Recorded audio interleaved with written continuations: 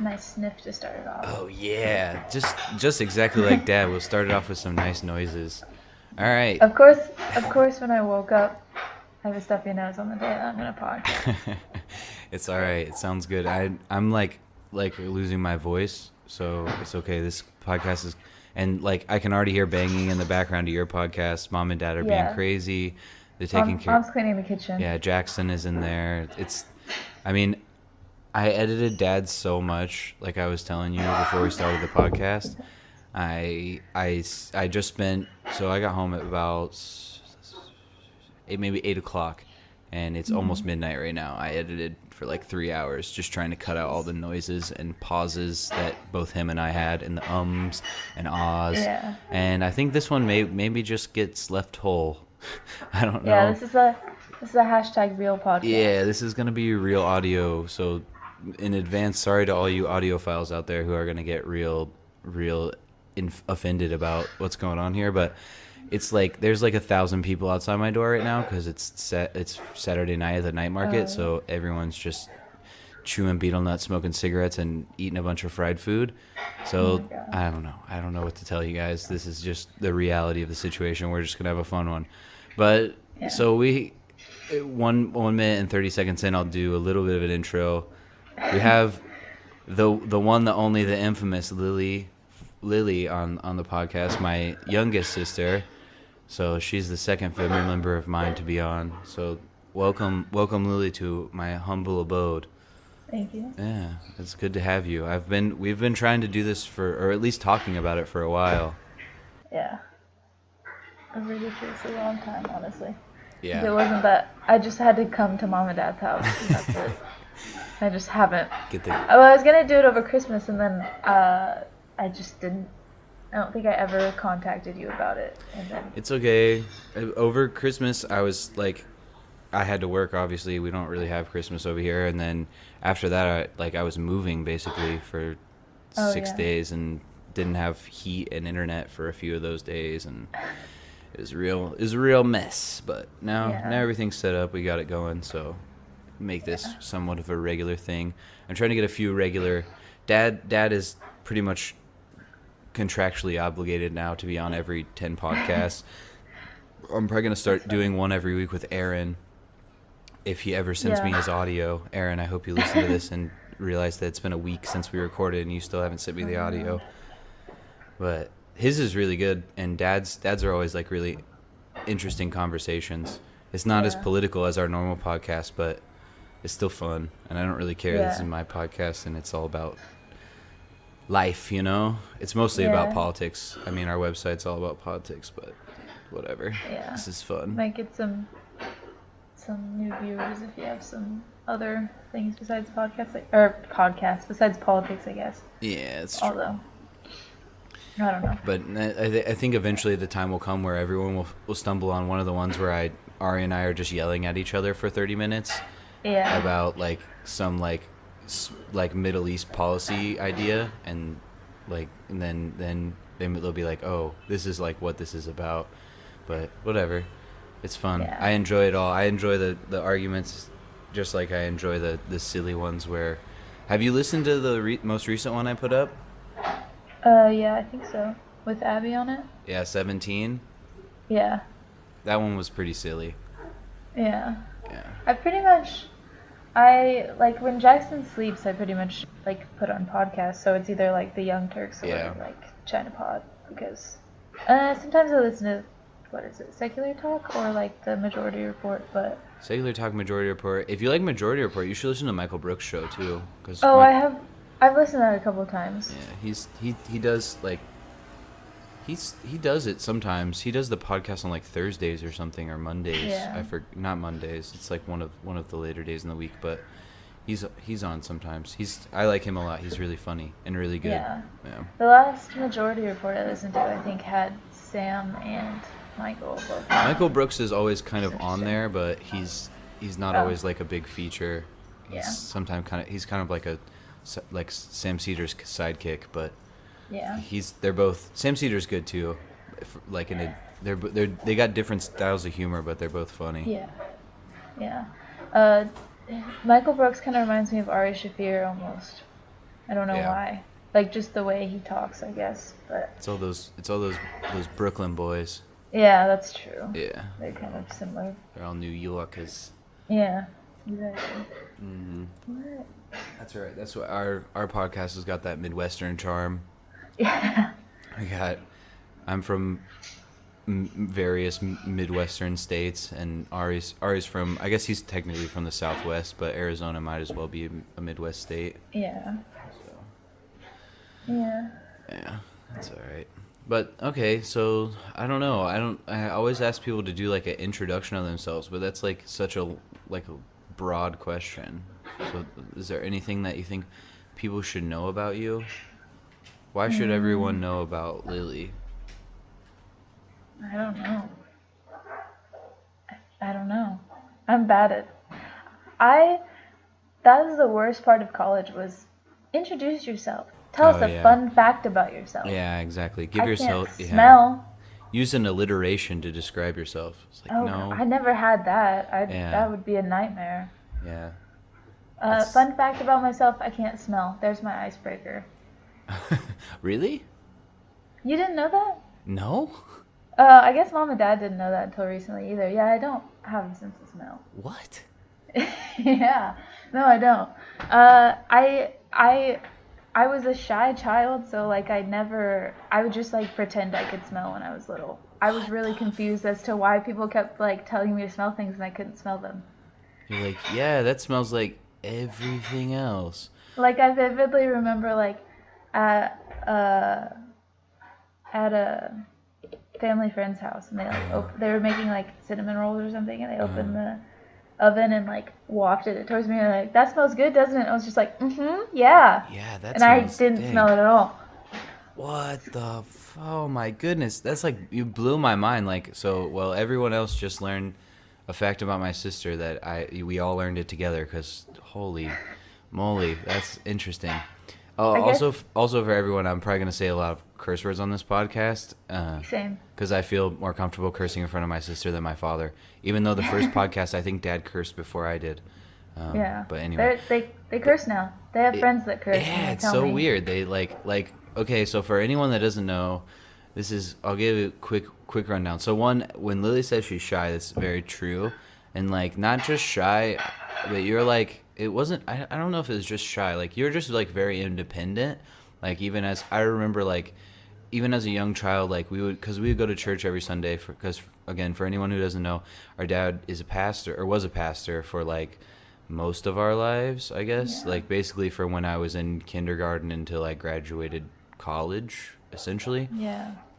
More or less, so, and actually even after that. But, so anyway, like we would go to church, and Lily would just like after church, like I would run sound a lot of times at church, and like run PowerPoints and stuff with one of my buddies. And Lily, how much younger are you than me? You're like 7 years younger than me? No, I'm like 6 years 4 or 5 years younger than you. 4 or 5? I'm 22. You're 22. I'm almost 28, so it's almost 6. Like, okay, well. So yeah. I guess it was like it was like 5 years in school. It's like so 5 years of school. You were closer without going over. So in Price is Right, you win. Yeah. So you basically bet $1. But anyway. Yeah. But I thought anyway, it was 4, which is a little. I think you were closer on both measures. But anyway. Yeah. We would go to church, and like afterwards we'd always chill there for a while, because Dad would do whatever it was, talk to people, or just like chill in his office and like do pastor stuff, whatever. I don't know exactly what that entailed. Take forever to go home. Yeah. And I would like listen to music, and sometimes we'd take separate cars, so like Mom would go home first and take some of us, and Dad would go home later or whatever. And I just remember you'd always just be like chilling in the Sunday school room by yourself. And then like there was at least once where I remember like we were home for like 30 minutes, and everybody's just like, yo, where's Lily at? And I was thinking about that the other day. Yeah, that's like, I vividly remember that story, and then everyone's like, oh shit, Lily, no one brought Lily home. Like, she's literally the only person still at the church, and we roll back up there, and it wasn't like you would expect like some kid to come like be in the parking lot like bawling. Lily's just like chilling out, like doing whatever she's doing, like math equations in the kids room or whatever. Like I think I was just like drawing pictures or like playing with Play-Doh or something. Probably, I was just like very content with it. Yeah, just Yeah, doing art stuff. I feel like one time I might have like just called the home phone on the phone and been like, I'm at church. And mom was like, oh no. Of course mom like worries. Yeah, mom would freak out. Yeah, And I even was just like, yeah. I'm just here. I'm just waiting. I thought you guys were still here. He's just like, yeah, it's kind of empty up in this joint. Like, where everybody go? Oh man. Didn't have a real good grasp on time. I didn't realize I'd been there for however long it was. Yeah, like an hour maybe. I don't want to incriminate my parents. Beating their children. It's okay. They were under a lot of stress, and I was like 5 minutes from home. You didn't get hurt. Yeah, I was gonna say our church was literally like, it was probably a 5-minute walk from home. Yeah, it was like that's true. 2-minute drive. So, yeah. But still, it's just just speaks to what kind of how independent person you are, which I think is like kind of the reason why I think all of us are somewhat independent, probably you the most, but I don't know, in different ways all of us. Like Abby is like probably the most stubborn, like strong-willed, and like if she gets an idea in her head, like will like beat someone up. Yeah, definitely as a child she was, because she threw her mattress into the hallway when she was like 2. Yeah, she's or 3. Like definitely not old enough to carry a mattress, but she just like got upset about something and had like rage take over her tiny body and destroyed her bedroom. She's Abby is no joke. Like both of you I wouldn't want to make mad, but like definitely Abby. I mean all of us obviously have, like I used to have a pretty serious rage problem when I was in like junior high and especially in elementary school, with like people picked on me or something. I would like freak out. But I think we all mellowed out, but I think her rage has probably been honed into a very strong-willed, like very strong. She's a very strong person now. Yeah. I think I'm more sensitive. Like I still have like the same like that strong emotion, but hers what do I want to say? Hers comes out as like anger or whatever, and mine comes out as like I just cry. Yeah. Like I think, like you said, you'd get mad if people like picked on you or whatever. I feel like if anyone picked on me, I'd just like go to the bathroom and cry for a little bit, and then I was like ready to fight them. But I just have that like super emotional, ridiculous side. Trevor's like, what? I don't understand you. He's very logical. He's like, why are you crying about this? I don't get it. Like, I don't know. I just am. Yeah. It's all right. I think, emotions are obviously good, and like I don't know. I don't know. I would say I get emotional, but like I cry very infrequently. Like I often like cry at like very weird times. Like the last time I think I cried was like I watched this Taiwanese movie that was like really good, and like it's basically. Like I would recommend everyone watch it. It's called the Great Buddha, I think in English. Abby, yeah. So it's called the Great Buddha, and it's maybe the Great Buddha plus. I don't know why there's a plus in there, but anyway, it's basically about the difference between like rich and poor people in society, but especially in like Taiwan, and like I don't know. It's just like at the end stuff happens. Like I won't ruin it because I really recommend everyone go watch it. It's like a beautiful film, and I just like silently cried to myself like at the end of the movie, and I was just like, this is weird. Like I find myself crying like twice a year.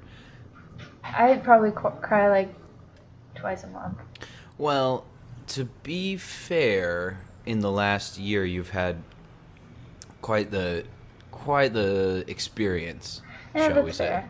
Yeah. That's fair. So. But even like outside of that, like just like I'd just like be pregnant and I'd watch like one time we were watching this show called 911 or something like that, and it's like 911 dispatchers basically. It's fake, but I think it's based on real stories or something. And one of them, I was pregnant, and it was like the airplane was going down and he called his pregnant wife and was like, I'm not gonna make it. And I was like, can we turn this off, please? Like, I can't do this. You're like, Trevor, no planes, bro. Yeah. No planes, no cars. You I gotta think it walk was everywhere like you go. I think he was like talking to his unborn child or something, or like Ooh. telling them something. I don't know, but like I could probably cry just thinking about it now. And Yeah, that's my pretty hormones rough. are much more balanced than they were at that time. That was Trevor's like what's the word? Like my crying like doesn't affect him anymore because I cried that much when I was pregnant. Just like everything. I That's saw all right. like I think. a Go heartwarming ahead. story about a dog and I would cry. I was like the stereotypical like pregnant woman that just like has crazy mood swings and cries all the time. That was me. That's all right. I mean, It was fun. I feel like pregnant people they get to cry. You get to cry. You have a Yeah, that's true. baby inside you. That's all right. You get to cry and be a little, at least a little emotional. And I don't A know. little I irrational. I wouldn't even necessarily. I mean, crying over stuff is not necessarily rational all the time, but yeah, Yeah. even if you want to say you're irrational, like you're definitely good. I think you get a pass on that. Yeah, the way I did it was definitely irrational. Like there were times when Trevor would be like, "Why are you crying?" and I'd literally be like, "I have no idea. I don't know. I'm just crying. I just can't not. I'm just crying." And then I'd stop and I'd be fine, and nothing was wrong. That's all right. It's a fun time. Sometimes you need a good cry. I've found like That's fair. I mean I don't know. It's not always that I cry, but there will be times when I'm just like I'm not even like having like it's maybe just that like I don't know. I'm not like I get like super. Oh yeah, you hear those car horns? Yeah. You're gonna hear a lot of that because Okay. the night market isn't closed yet.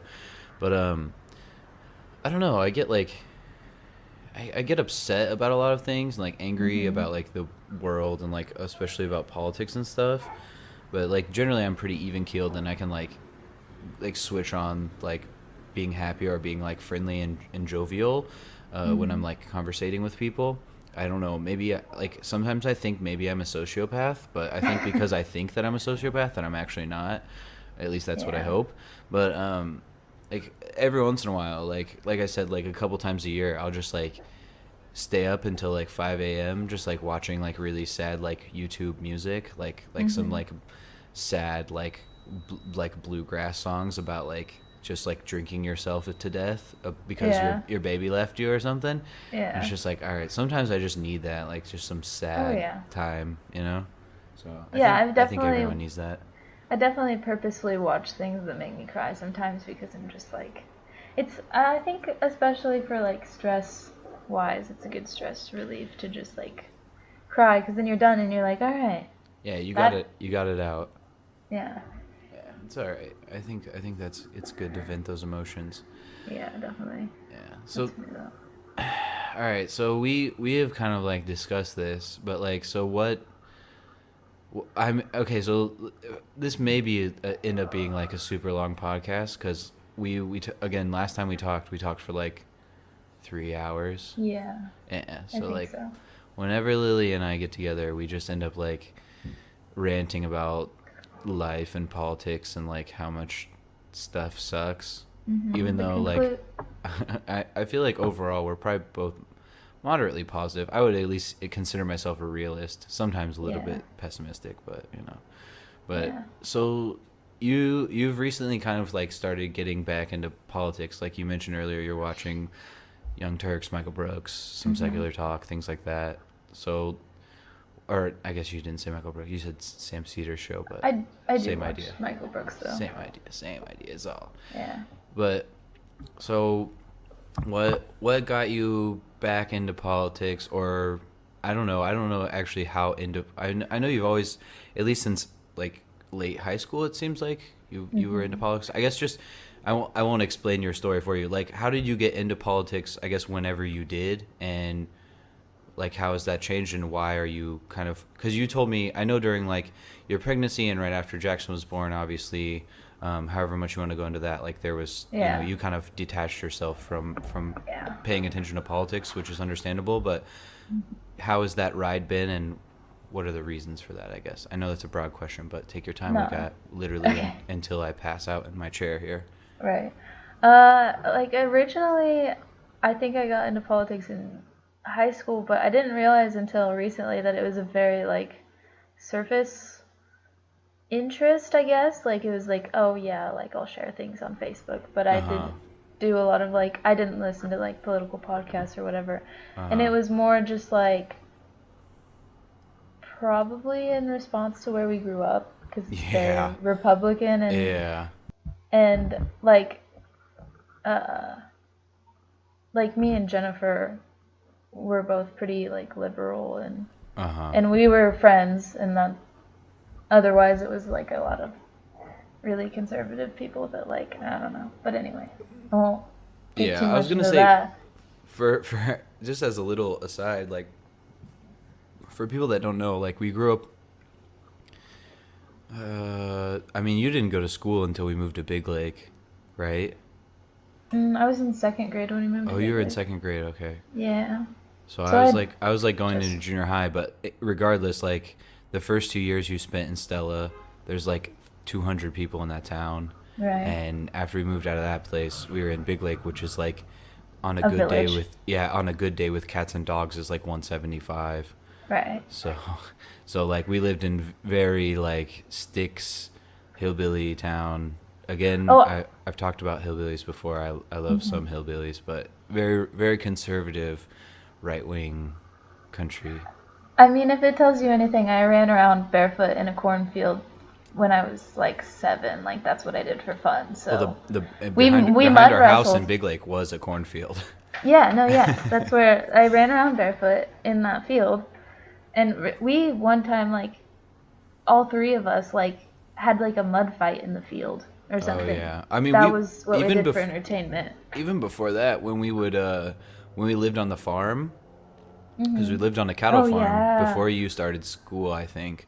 Yeah. And we would, yeah, if it rained, because we lived on a minimum maintenance road, if anyone knows what that is, but basically it means it's literally a dirt, not a gravel road, it is a dirt road, and it means like once or twice a year they'll come plow it and like retill the dirt and pack it down. But if it rains, if you don't have a four-wheel drive, you can't leave your house Yeah. because it's like 6 to 8 inches of mud. So, Yeah. and yeah, there was cows all around us, and so we'd like sit outside and play in mud pies, and I remember we'd swim in the cows drinking Mhm. water. And yeah, we did a lot of. I Oh, and the leeches. You know the we oh, would swim in the pond with all the leeches, and I sometimes we'd wouldn't. come. I did, and I remember I came back once with like a bunch of leeches, and mom was like, "What are you doing?" Like, You just like pulled them off of you too. And I was like petrified of that pond because you had leeches and I was a little scaredy cat and I was scared of leeches. I don't know. I have a weird fascination with like stuff like that. Like you take it off and then you're just like I don't know. I have a fascination with blood. That sounds like really, again, like kind of messed up, and like maybe again I'm a sociopath. But like when I don't like to see other people hurt or bleeding. But like when I'm bleeding, I'm just like it's weird. Like I'm just like this is so strange. Like to watch the blood. But I could see that. let's get off that because that makes me sound like I'm Dexter or something. I mean, I could kind of see where you're coming from, but anyway. But no, I vividly remember at that farm, like I had to be like 3 or 4. Like, how was I even able to do this? Me and Abby ran across the cow field with all the cows in it, whatever you call it. Yeah. And like, of course, there's cows, so I don't know. I don't think they were running after us, but I think we got scared and we like jumped in a ditch to get away from them. Pasture. Yeah, Yeah, pasture. pasture. Yeah. Cow field. I don't know. Cow field, pasture, big old pile of I've grass I've with a been bunch of cows in it, or I've whatever. been gentrified in this Yeah, you're city a that I live in big old now. city girl now. Not really. Lincoln's not really like a real city. I There's was, like 4 streets of downtown, I was gonna and say there's no like skyscrapers or anything. the city I live in might be bigger, but I'm not sure. Lincoln's basically a town, just with a large population.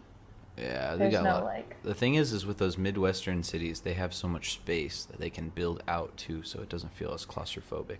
yeah, which I kind of hate because all the open spaces are just turning into housing developments, but that's a whole nother Yeah, tangent. It's nice in some ways because you don't have to deal with as much congested traffic in some cases, but it's also less convenient. So, Yeah. you win All some, the you lose pretty some.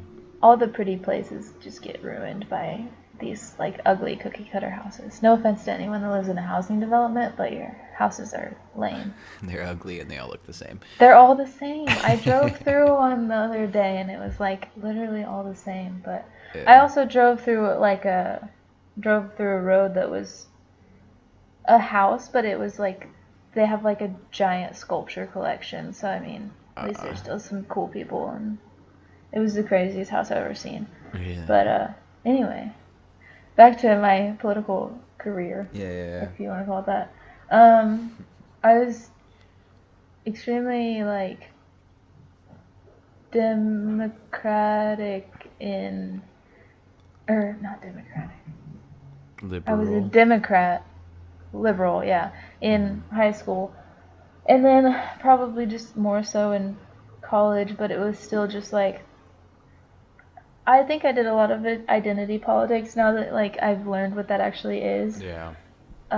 Yeah, that was definitely me because it was just like it was founded in like good faith. Like I just, Yeah, of course. supported marginalized people, but Mm-hmm. I definitely sometimes just didn't think into what I was supporting or whatever.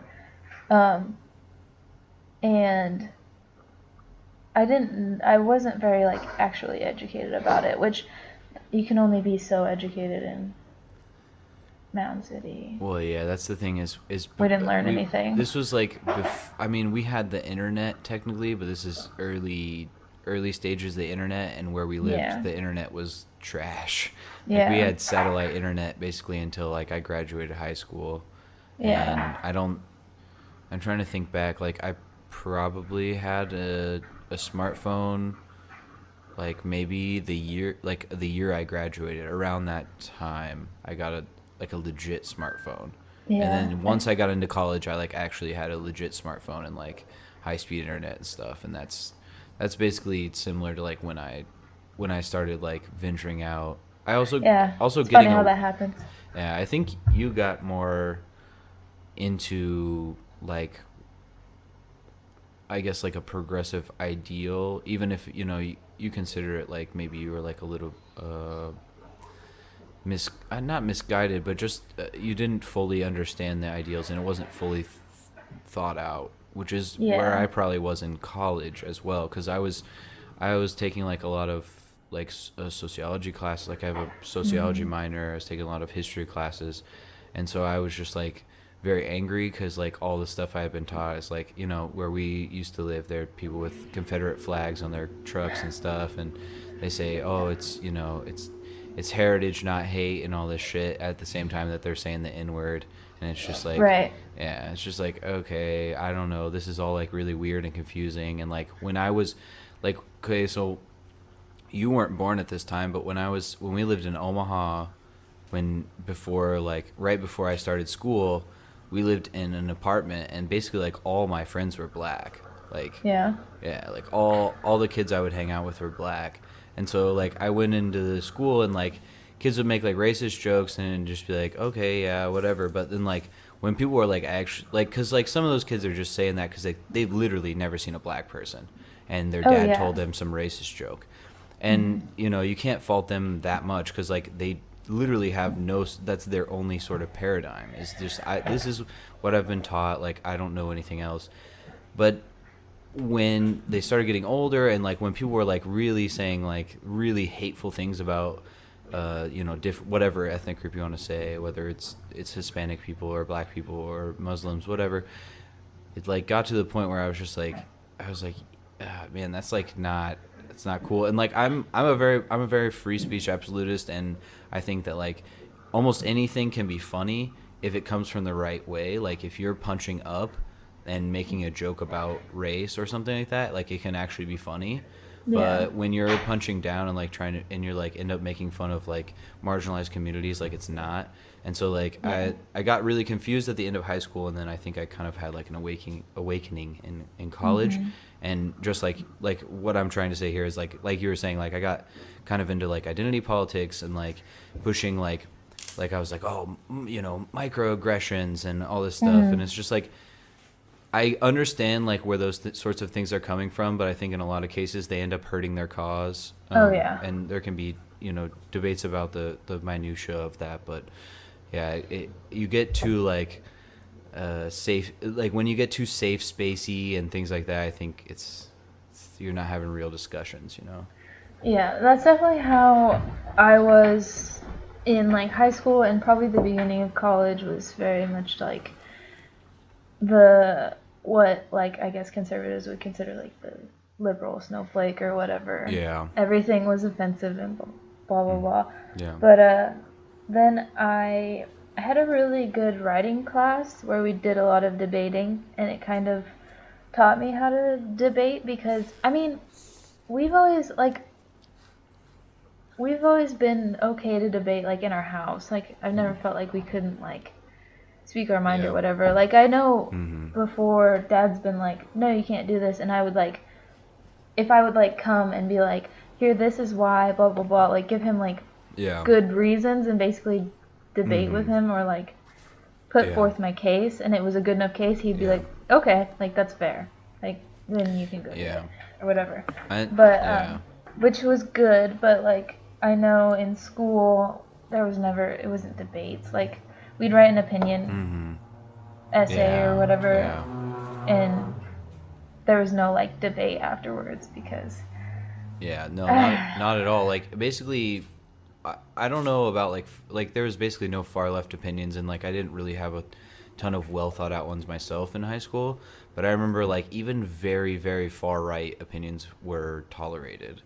Like oh yeah, one I'd like to say, agree with your point that like that's one thing that I think allowed all of us to become to rise from like a such a conservative place into like being as like progressive and liberal as most of us are now, or I guess you, me, and Abby all are probably pretty progressive. Is the way that like our parents were just like, yeah, like if you like have some legit evidence or like well thought out positions, then like that's okay. Like yeah, but we don't you can't just be like this is how I feel or like, you know, I want this, yeah, blah blah blah. Yeah. So I exactly. really appreciate that they did that. But speaking to that point that like basically all ideas were tolerated, at least on the right, I had a kid in my class who during one we were reading what were we reading?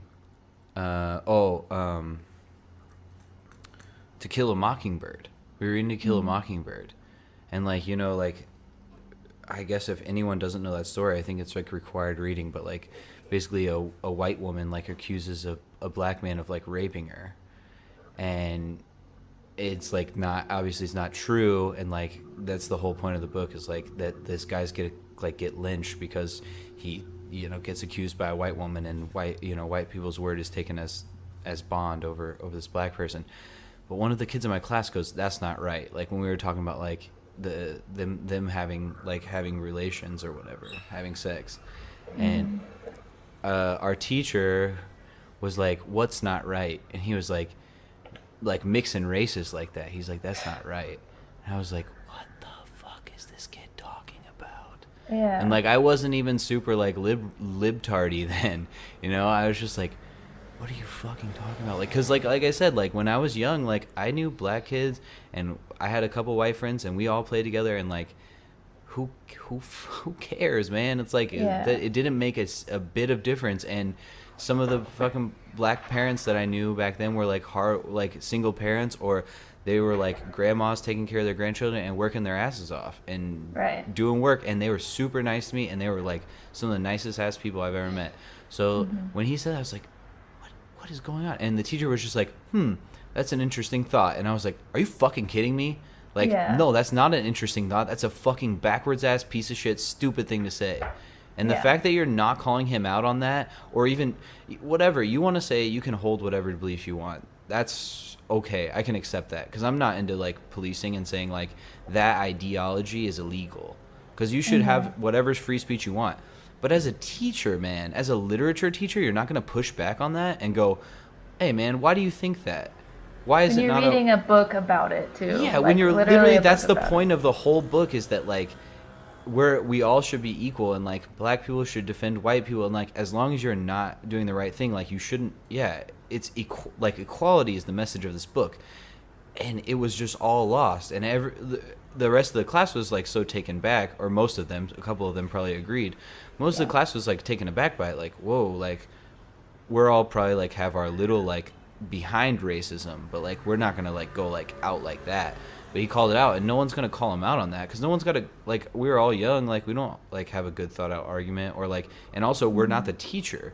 And when the teacher just goes, "Hey, all right, yeah, okay, interesting. It's interesting that you think that," and it was like that was one moment that was like changing out. I was like, it was kind of like after that I was like, all right, man, like I got to figure out I got to be able to like come back. I got to clap back at these people. Like I can't let these people say shit like that and just get away with it, because that's how they reinforce their ideology. He probably thought like, damn, I just smashed it. Like I put forth this argument, which wasn't even an argument. It was just black people and white people shouldn't mix.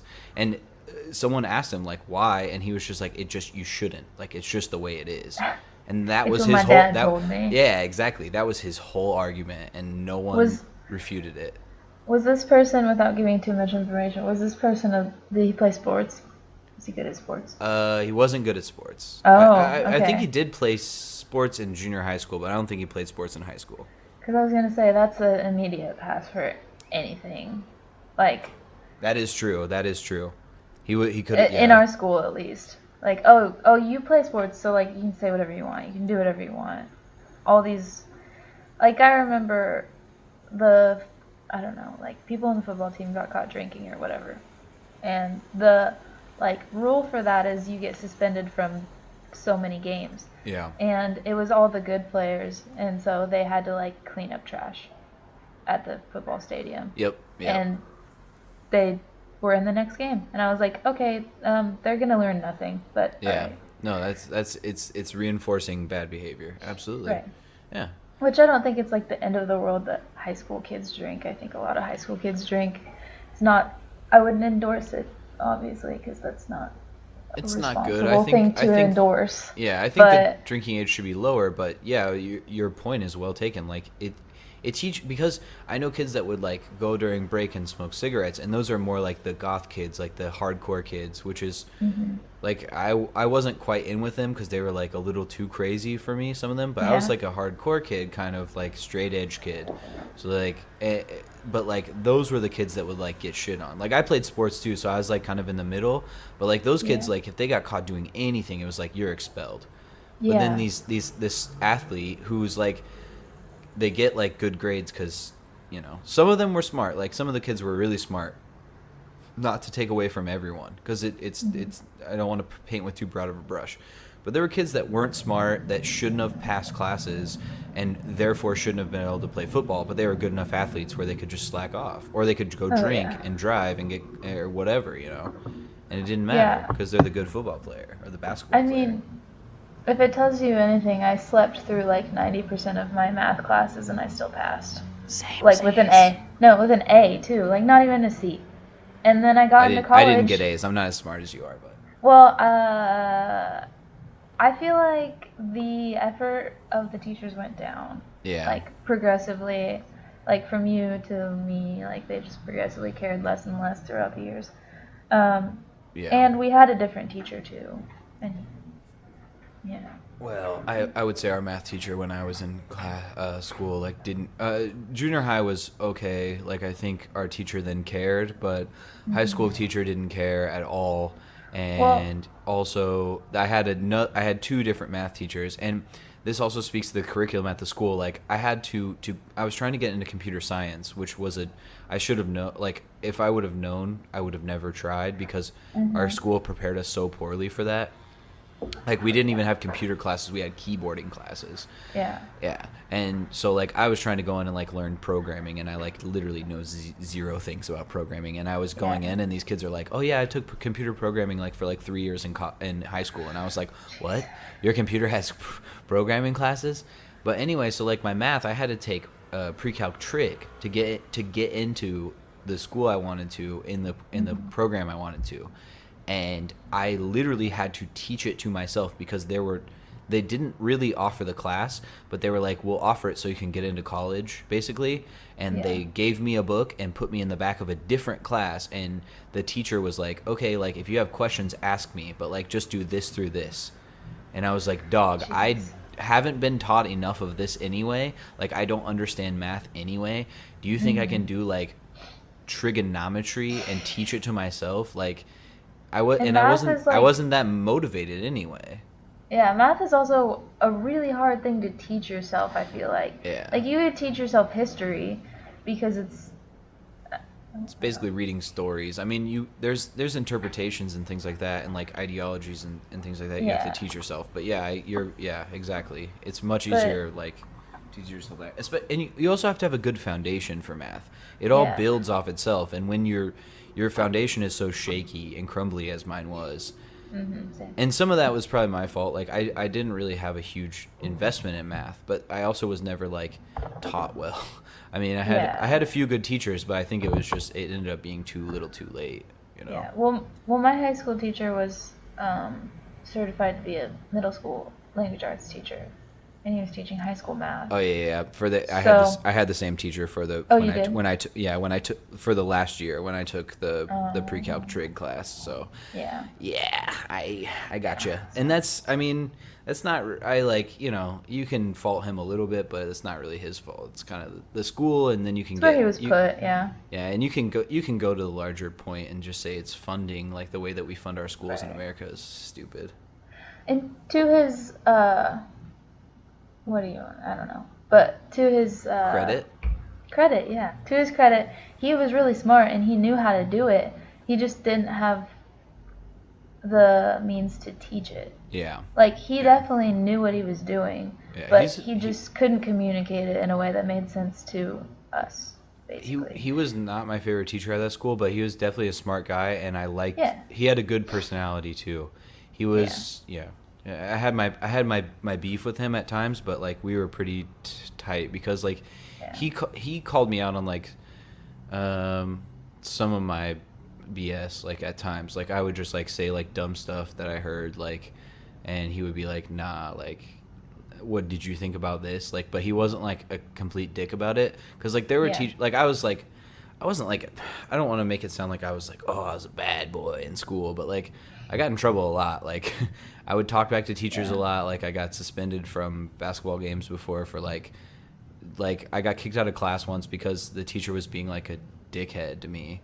Like, I was giving him shit too, so, like, it was mutual. But, like, he, like, kicked me out of class basically instead of, like, having a conversation with me. And so I was like, fuck this. Like, I went to the locker room, like, our football locker room, and, like, waited for, because this was my last class of the day.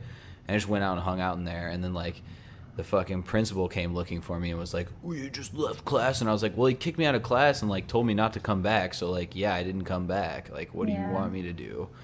And, like, so that kind of stuff. And, like, I got in trouble for, like, I don't know, just doing little stuff like that, being, like, slightly rebellious. Yeah. See, I almost wish I would have been more like that in high school because I still had the little bit of, like, up until, like, my senior year, I was still kind of not shy, but just I would just keep quiet if things made me mad, kind of. Which I think probably stemmed from me being, like, super shy as a little kid, because I was independent, but I was also shy. Like, I remember being, like, afraid to talk to adults when I was really little. But I lost my train of thought. Yeah, it's not always good though, because, like, mine was not, like, from a super educated standpoint. Like, I'm not trying to defend myself in That's this at fair. all. Like, I was just, like, teachers would make me mad, so I'd talk back to them. Yeah. Because But I knew a lot of them were full of shit, but I didn't know Yeah. how to, like, articulate it or, like, have a good idea to come back to them. What were you gonna say? There was just a lot of times where, like, teachers would say something and it would, like, I would wanna like Yeah, like make some contest retort. them about it. Yeah, and I just like wouldn't. Like I would just like talk to my friends about it afterwards or something, and it just like made me mad. And Yeah. it was because like I was like a good kid or whatever, so I just kept quiet. But I like feel like I just could have called out a lot of teachers and probably because I started to my senior year, and what's funny is I was always like like seen as like a really good kid and um like I don't want to say like the teacher's favorites or whatever, but like there's like the good kids in class that the teachers like, and I was in that group because my friend was also like the smartest person in our class by far. Like she would have been valedictorian if she didn't move away. Yeah. But my senior year I started like we'd have like a little bit smaller classes, and I'd just start like kind of not really calling out because I probably thought at the time that I was calling them out, but like basically just going against what they said or like arguing my point or whatever, just being more vocal. And I was also at the same time like really ready to get out of that school. In And that it was city. it was funny because then the teachers didn't like me anymore. Yeah. Like as soon as I started like just not even like causing problems, just like politely disagreeing and challenging them. It's like, oh, well, you guys are just ungrateful, and if you think you're gonna have that attitude in college and anyone's gonna care, then they're not, blah blah blah. And it's like then I get to college and I take this like honors literature class, and all we did in it was debate and disagree with each other and argue with each other, and like that was encouraged. And like you'd make a point and the teacher would be like play devil's advocate and be like, have you thought about this? And I'd be like, no, because no one's ever because I've not been challenged by an intelligent person in my whole entire life. Yeah, exactly. And to your benefit, it's hard to make intelligent arguments against people that, especially when you're in high school, I feel like it's hard to make intelligent arguments against people that literally have no argument. Like it's just so frustrating that you like almost don't want to put the effort into like making an intelligent comeback because it's like you're just gonna say some stupid like thing that everyone else says basically. Like and also to put into perspective, like we were pretty, at least I was pretty, and like our parents were pretty conservative growing up. Like I remember like being against like homosexuality and stuff when I was little. I was against homosexuality very strongly probably until early high school, and definitely like I thought homosexuality was like, I was like, you know, like I don't think it should be illegal, and like maybe gay marriage should be illegal, but I kind of thought it was like still kind of a bad thing until I got into like sophomore year of college. And I like had a good friend who I met freshman year, and it was my second or third year before like I like basically didn't think about it. Like I was like, you know, I'll be nice to gay people, but like in the back of my mind I was like, you know, maybe this, you know, they're probably like, it's probably not good, like blah blah blah blah. Until like one of my friends who I was friends with him for like two or 3 years, and then like at some point he came out to me. And I was like, what? Like, cause like I didn't know a lot of, like in our town, like there was like maybe like one gay kid in high school that was like a couple years older than me, and he was like a very like stereotypical effeminate gay guy, and like for all I know he seemed like a really nice guy, and like but he was also really rich, so like I had that against him. Like he was kind of like rich guy, and like I'm cool, and like I have a convertible that my parents bought me, and so I was like, yeah, fuck you.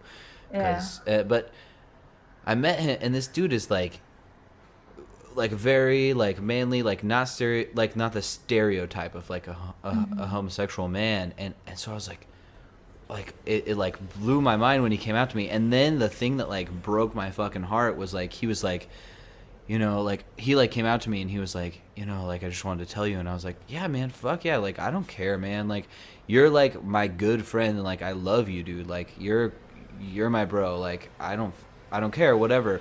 And he was like, oh, I'm so relieved to hear that, because like I was so afraid, like, because he knew I was like kind of like I had gotten much more liberal by this point, but like he was like, I know you're like kind of conservative, and like you like I had probably said something like I had probably had like an argument with someone and been like, I think it's fine to be gay and like blah blah blah, but like I think it's like a choice, or I had said something to that effect. Yeah. And he was like, I was worried about like what you would say. Like I was worried that like you wouldn't accept it. And I was like, oh my God, like that's so fucked up. Like I can't believe that I thought this way.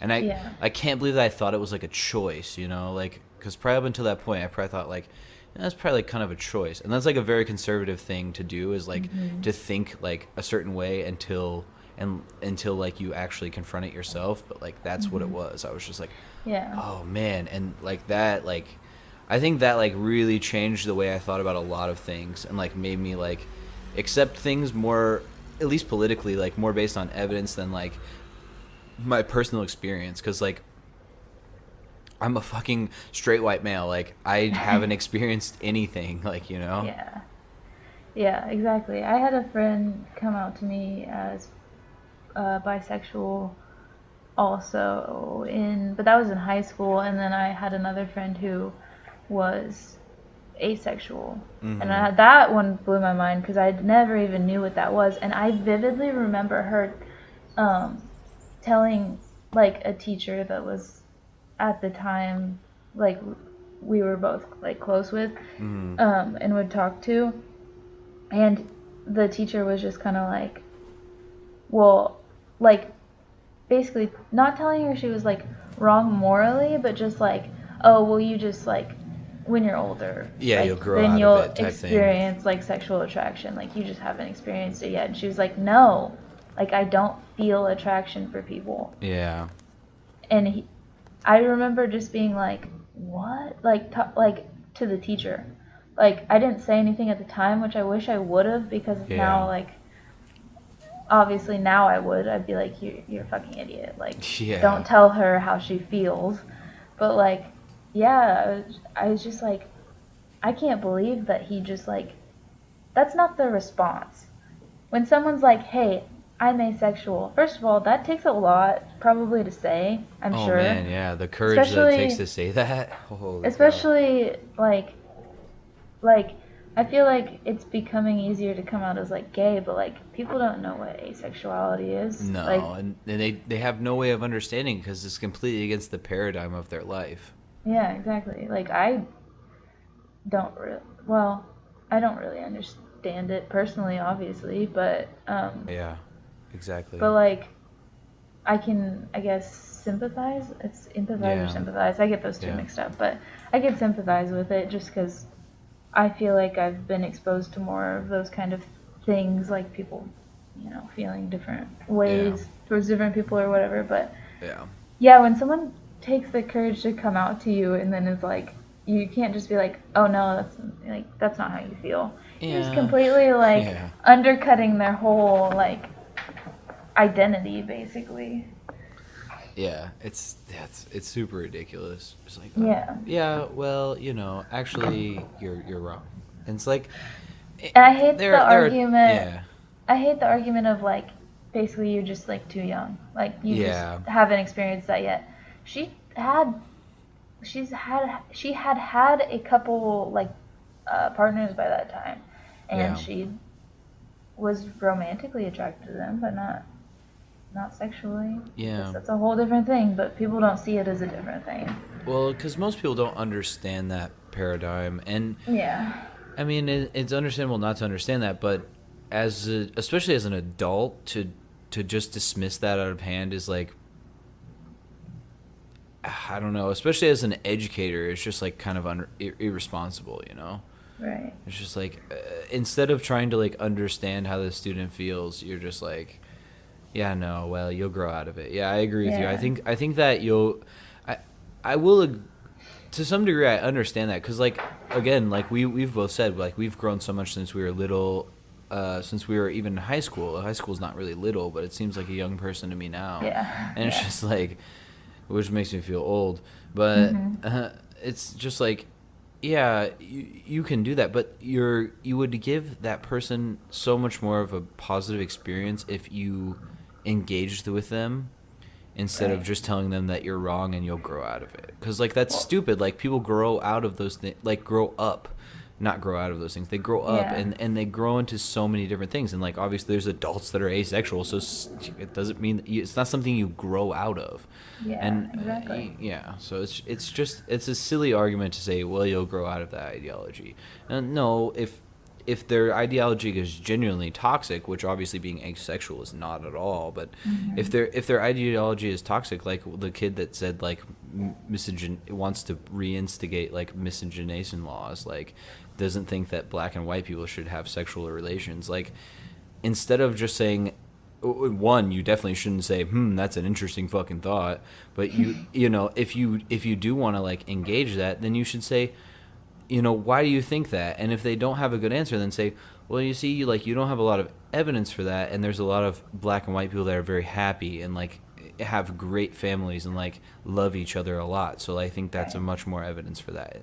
But instead of either dismissing it offhand or just, like, not doing shit, which is kind of what my teacher did, which I was just like, you're a fucking bunk, man. Like, you're so garbage. I think the teacher in question was the same teacher actually, because I think you told me that before. It was definitely the same LA teacher you had. Yeah, he made us read some good books, but he didn't teach us anything. I was just like, just like read, and then like he basically just wanted to know that we comprehended it, and I was like, yeah, I comprehend it, but like only in the most basic way. Like, we're not having any like real discussion about like the underlying meaning of these things. Yeah, our tests were like recalling details basically, like just to prove that we read it. And like now that I look back on that, I like those are such good books. And like we read Black Like Me, and that's a whole discussion, because you could say, well, it shouldn't have taken a white person to prove that black people are marginalized. But also, like, that book to me is, because the like thought is always like, oh, well, like when you say like, because crime rates are higher with black communities or whatever, which is a whole thing. But like in that book, it's like, well, that was at least an argument in our town. I don't know if it was necessarily accurate. The accurate argument is that black and white people commit crimes at the same rate. The way that they are punished and convicted is different, but they commit the crimes at the same rates. It's the same. Yeah. True.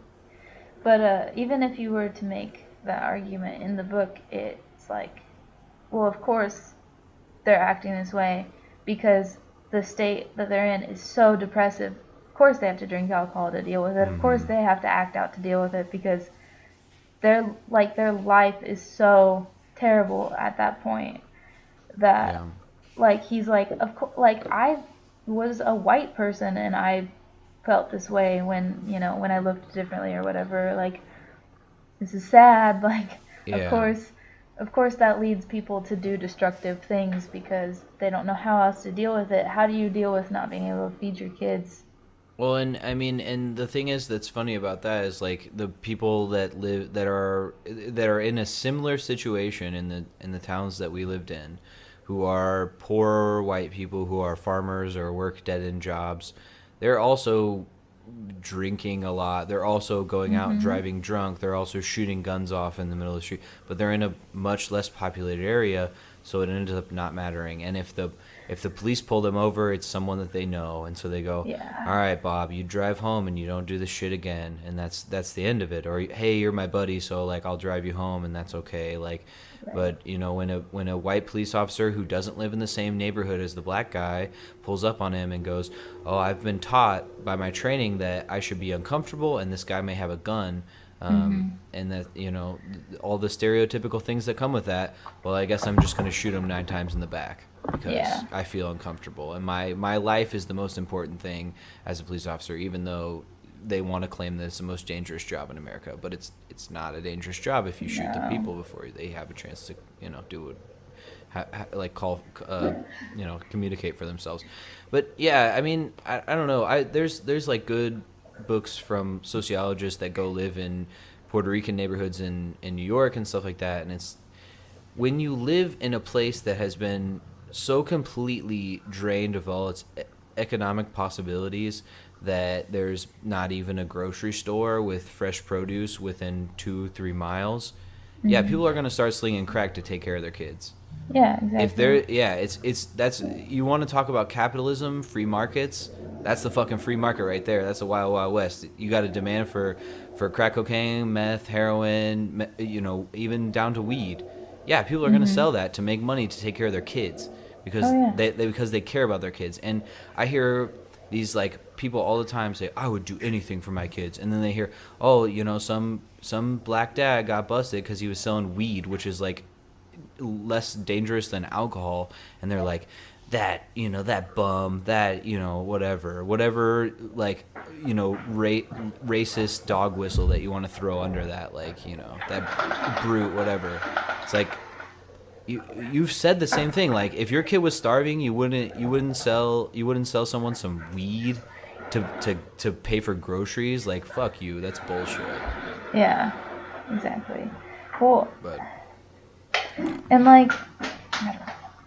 Oh, I was gonna say, and like the same thing with like, uh, I had an argument that I sent you the screenshots or whatever. It's like, uh, at the border, like, oh, well, they shouldn't be like bringing their kids over the border. Their kids are gonna fucking die if they don't. yeah, Like, exactly. that's what I said to the guy because he was just like, oh, well, they should do it the right way and pay $40,000 somehow, even though he admitted they're running away from poverty and violence. But they Yeah. should pay $40,000 and wait 6 to 9 months in squalor with their children and That's hope right. that they get approved, even though it's legal to apply for asylum if you've entered the country illegally. It doesn't make entering Uh, it illegally you legal, but you can still you apply don't for even. The asylum. thing is like, you don't even have to go that far. Look at the quote unquote this horrible migrant caravan that came up on the border. Like, it's just like, that's a legal thing to do, is to come up on the border. They literally did it the most legal way possible. They went up to the border and they said, we're seeking asylum. That is exactly how you're supposed to do it. They went to a legal port of entry. They got asylum, or they were asking for asylum, and now they're purposely processing them slow. And 2 kids have died waiting for asylum. So that proves that it would be better for them to just get in illegally and Right. then apply for asylum, Well, because that's everyone's argument is, oh, we should make it harder for them to come in legally. Okay, then you're going to have more illegal immigrants come in. When you make it hard to that's do right. things legally, then people are going to do it illegally That's because right. it's just like you were saying with like people selling drugs. If you make drugs legal, then they don't have a market That's anymore. right. The black market dies. Right. It's the exact same thing as alcohol. And people will say, "Oh, so you want to legalize meth? You want to legalize heroin?" It's like, no, because when you legalize something, you tax and you regulate it. Regulate. I know conservatives really, regulations. Oh, it makes me so sad. Well, I don't care, because regulations are de facto good. Like, they keep your drinking water clean, and it's the same thing. When alcohol was illegal, you had people going blind because they were drinking bathtub gin. You legalize it, does anyone go blind from drinking like grain alcohol now? No. And people still do stupid shit, but they were doing that anyway when it was illegal, and it was much more dangerous. When you Right. legalize it and you regulate it and you educate people, you have a lot less problems. And look at the places that have legalized marijuana in the U.S. Well, how are they doing? They're doing fucking great. Yeah. Colorado literally is paying people money in their that are citizens of their state because they have too much money. Yeah. It's absurd. It's just a Yeah. stupid argument. So yeah, I don't know. I lose patience very quickly for people that argue about things like that. And those people are often too the people that are like, we want more freedom. We want more freedom. Oh, so you want the government, and they also argue for small government. Oh, so you want the government to control what you can put in your body? So Yeah. yeah. Exactly. You think the government should choose what kind of mind altering substances you can put into your body? No, of course they shouldn't. They shouldn't have Right. control over that at all. And yeah, of course, if you get drunk and you kill someone in a car, yeah, you should be charged with that. You should get charged for at least manslaughter. And the same thing, if you get high on PCP and kill someone, then yeah, you should be charged for murder or manslaughter. But you should be able to do it in your own home. I don't understand how that affects anyone else's life. Right. I saw like Russell Brand went to, I don't remember where, but they had like a center to basically do. Oh yeah. I think it was like heroin or something. Probably. But they provided clean needles, and it was a clean place, so that people weren't like dying of like infections basically and stuff like that. And yeah, like I don't know, I don't remember like the legality of it or whatever, but it was basically just like, if you're gonna do it, you might as well do it safely. That's like right. People are gonna do it regardless. So yeah, have some clean needles so you don't get HIV. Exactly. And you look at the countries that have done that. The same as in the U.S., there's certain states, like I think New York has a clean needle program and safe spots to shoot up, and you reduce the AIDS rate, you reduce the crime rates. It's just beneficial for people, and you can also, when those people come in, you can give them something that says, we're here to help you. Like, we can give you methadone. Like, it'll get you high too, but like, we'll help you like get off this stuff, because most of the people that are banging like a lot of heroin every day, they don't necessarily want to be on that stuff. But if you cold turkey stop heroin, like, you could die. Yeah. So it's absurd to put these people in prisons, and that's why the U.S. has private prisons, which is like one of the most disgusting things on the planet. Like, people literally are trying to get more people locked up in prison for low-level offenses because they make money off that shit. Like, those people should, I don't know. Like, I'm for bringing back the guillotine for those people. Like, take those people out in the street and fucking I obviously am being a little bit hyperbolic, but not that much, because like it's disgusting to me.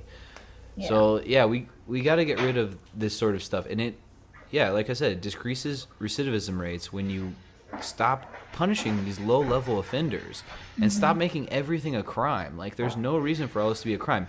Like, you can look at like Uruguay and places like that. Like, they decriminalize all drugs, and instead you go in front of a panel, and like, you can have problems with that, obviously, how they judge you, but instead of doing that, they send people to rehab. Or if they're smoking weed, like, they're like, all right, dude, like, get out of here. Like, we obviously, like, it's not a big deal. But if you're smoking meth, they're like, all right, man, like, you clearly have a problem.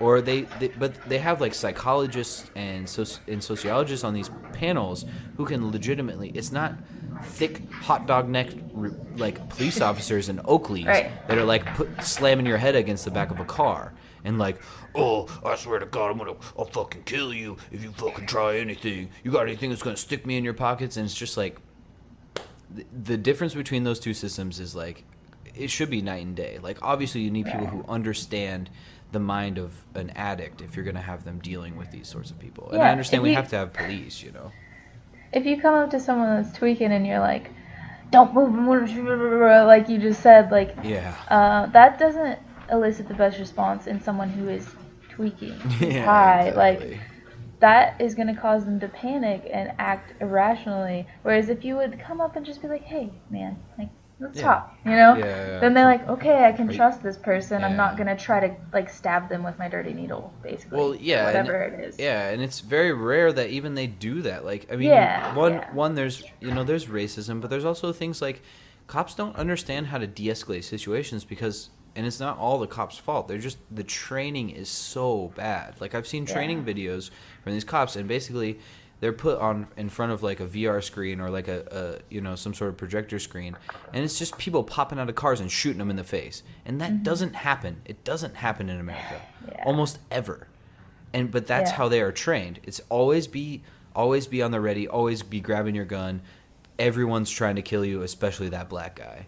And when you perpetuate that, then, and you also have policing that's not community policing, you have people coming in from white suburbs into black neighborhoods and policing them. That's a recipe for disaster.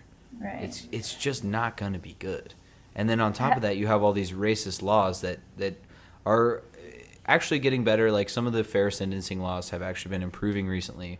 So I will give credit to Congress in that degree. But like, people getting charged, like I said, black and white people commit, especially drug crimes, at the same rate. And black people get charged with longer sentences, and more often they get convicted. It's just a clearly racist system. Not to mention, you want to talk about fear about the border. Americans, not even let's not even talk about race. Let's just talk about immigrants, or even you can even talk about illegal, quote unquote, undocumented immigrants are like 2 times less likely to commit a crime than a U.S. citizen. Yeah, so exactly. Because they don't want to get deported. I mean, exactly. Don't you think you would be on your best behavior if you were somewhere where you weren't supposed to be? That's right. Yeah. Have you seen Black Klansman? No, I haven't seen it yet.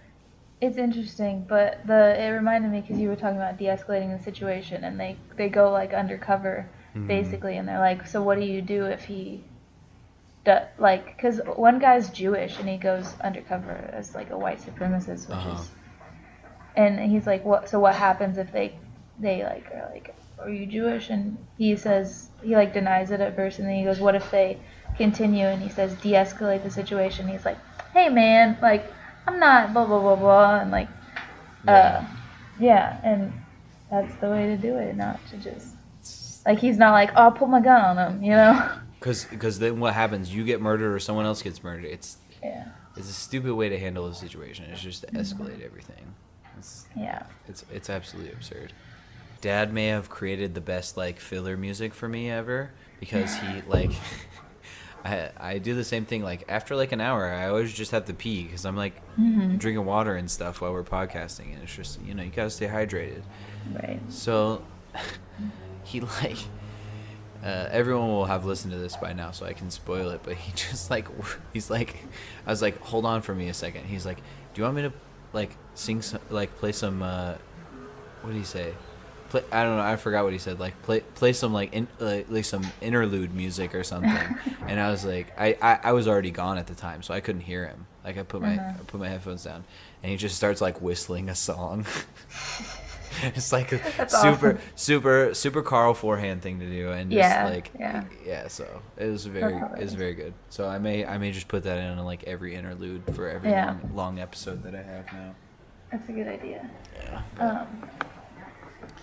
Have you?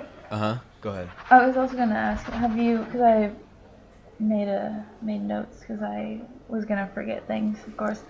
But have you ever seen Hamilton? Probably. No, I haven't. I when it first came out, I tried to watch it, but they only had like basically clips, and then I kind of forgot about it. Honestly. Yeah, I haven't seen it. Like I haven't watched the actual thing, but I listened to the soundtrack because it's really good. And there's one song, I'm going to look up the lyrics so I don't get them wrong, but it's interesting because it's been stuck in my head, and it's very, could relate it very much to the current political climate, I suppose you could say. It's called The Farmer Refuted, which I just realized is a book by Alexander Hamilton, which is who it's about. But I didn't learn these things in high school, and I don't think I took a history class in college. You didn't take a history class in college? I don't know if I did. I only went for like 3 semesters. So. Oh yeah, that's right. Yeah, that's pretty much all I took. Yeah, I don't remember. I thought I was gonna go into like restaurant work, and that was a mistake. Yeah, you gotta really nail it to do that. And honestly, probably going to college to do that is not the best way to do it. You just gotta hustle hard. Well, and like the actual major, the major would basically just set you up to be like to run a restaurant, not to like open one. Yeah, basically. I mean, it would help at you, Applebee's or something. Basically. And I realized that, and then I was like, oh no, I don't want that. Nope. But it's Samuel Sabery who's talking in the beginning. Dad's computer's being weird and not scrolling up. But, okay, so he's a loyalist, I believe. And he's addressing the people in this pub. And he says, I present the free thoughts on the proceedings of the Continental Congress. Heed not the rabble who scream revolution. They have not your interest at heart. Chaos and bloodshed are not a solution. Don't let them lead you astray. This Congress does not speak for me. They're playing a dangerous game. I pray the King shows you his mercy. For shame, for shame.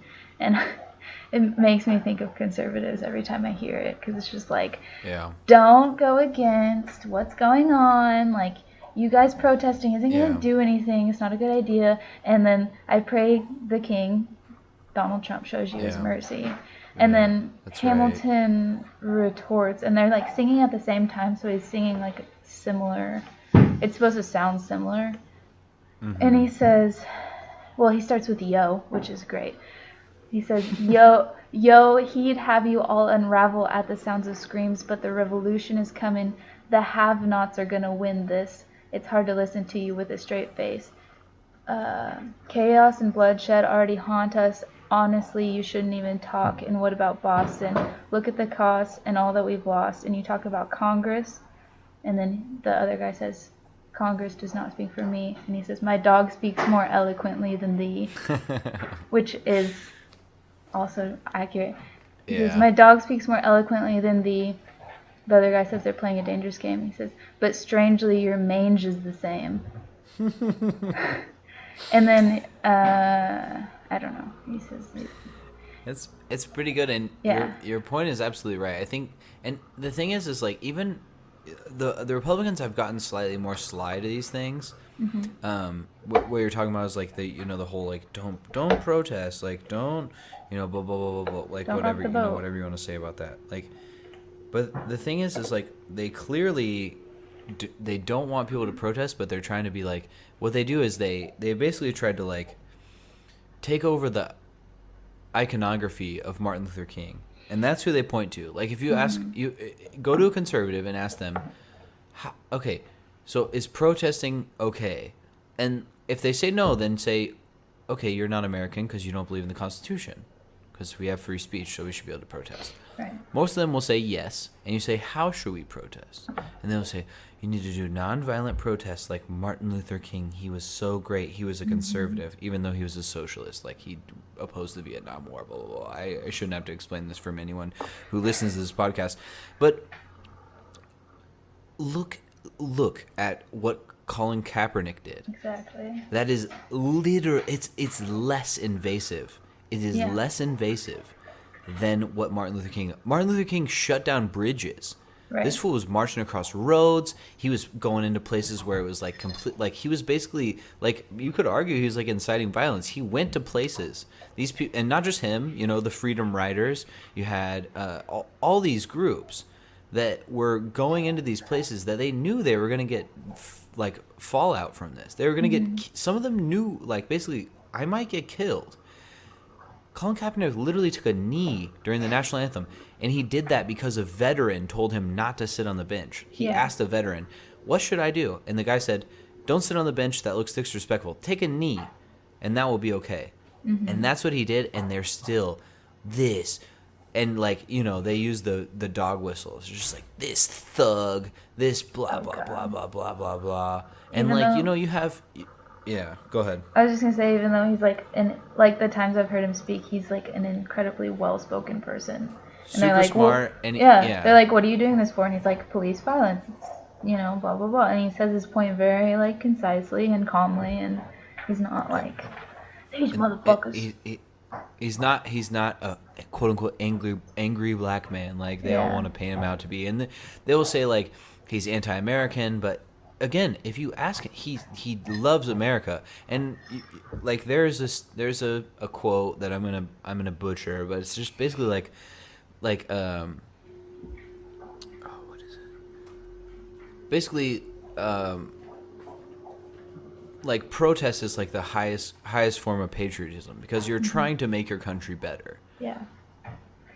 And I think, that is one thing that, because I think before I was always just mad at like America, and I was like, basically like, fuck America, like it sucks or whatever. And then like you've pointed out, and I've heard on other podcasts, like, no, like we are so critical because we want you to improve. Like, we love it here, Yeah. and we want it to be better. That's why we're so critical on it, and that kind of changed my opinion a little bit on it. Yeah, that's absolutely right. I mean, there's times when you can also catch me screaming "fuck America," but like, I mean, yeah. it's it's because that's cathartic. It feels you need that sometimes because I really do. I think America is one of the most like the last like free bastions of like complete free speech aside from you have it's an oligarchy, like it's not a complete democracy, but you do have that semblance of democracy, and you have the potential for that democracy to return because you have a very solid constitution. Like you can go back to the founders, like they're racist, a lot of them are slave owners. Not as many of them were Christians as Christians like you believe, but it's very complicated and convoluted, and a lot of people don't understand where it came from. But we have a very open democracy where you can basically say anything you want in public. Yeah. Now it gets complicated, like when you're talking about Colin Kaepernick. Again, he's on the job technically, so you have things that come into that. But I would argue for the ideas of free speech, and I think even on public platforms that are technically private companies, you should get the same free speech rights as anywhere else. But these are arguments that we can have. But I love America, man. I am so happy. Like, if I could pick anywhere else to be born, I would probably still pick America. Yeah. It is one of the best places to be born. Again, I'm a white person, so it's a little bit easier to say. But there are not a lot of great places to be born in the world anymore. Like, so it's a pretty good place, and it has the thing that I get behind is like it has so much potential. Yeah, definitely. If it gets like literally we have the biggest economy in the whole entire world that the world has ever seen.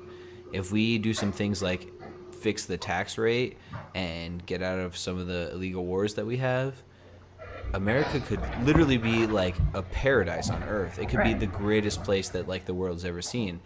But currently we're run by an oligarchy, and until we change that, then it's gonna have the same problems, Yeah, exactly. Yeah.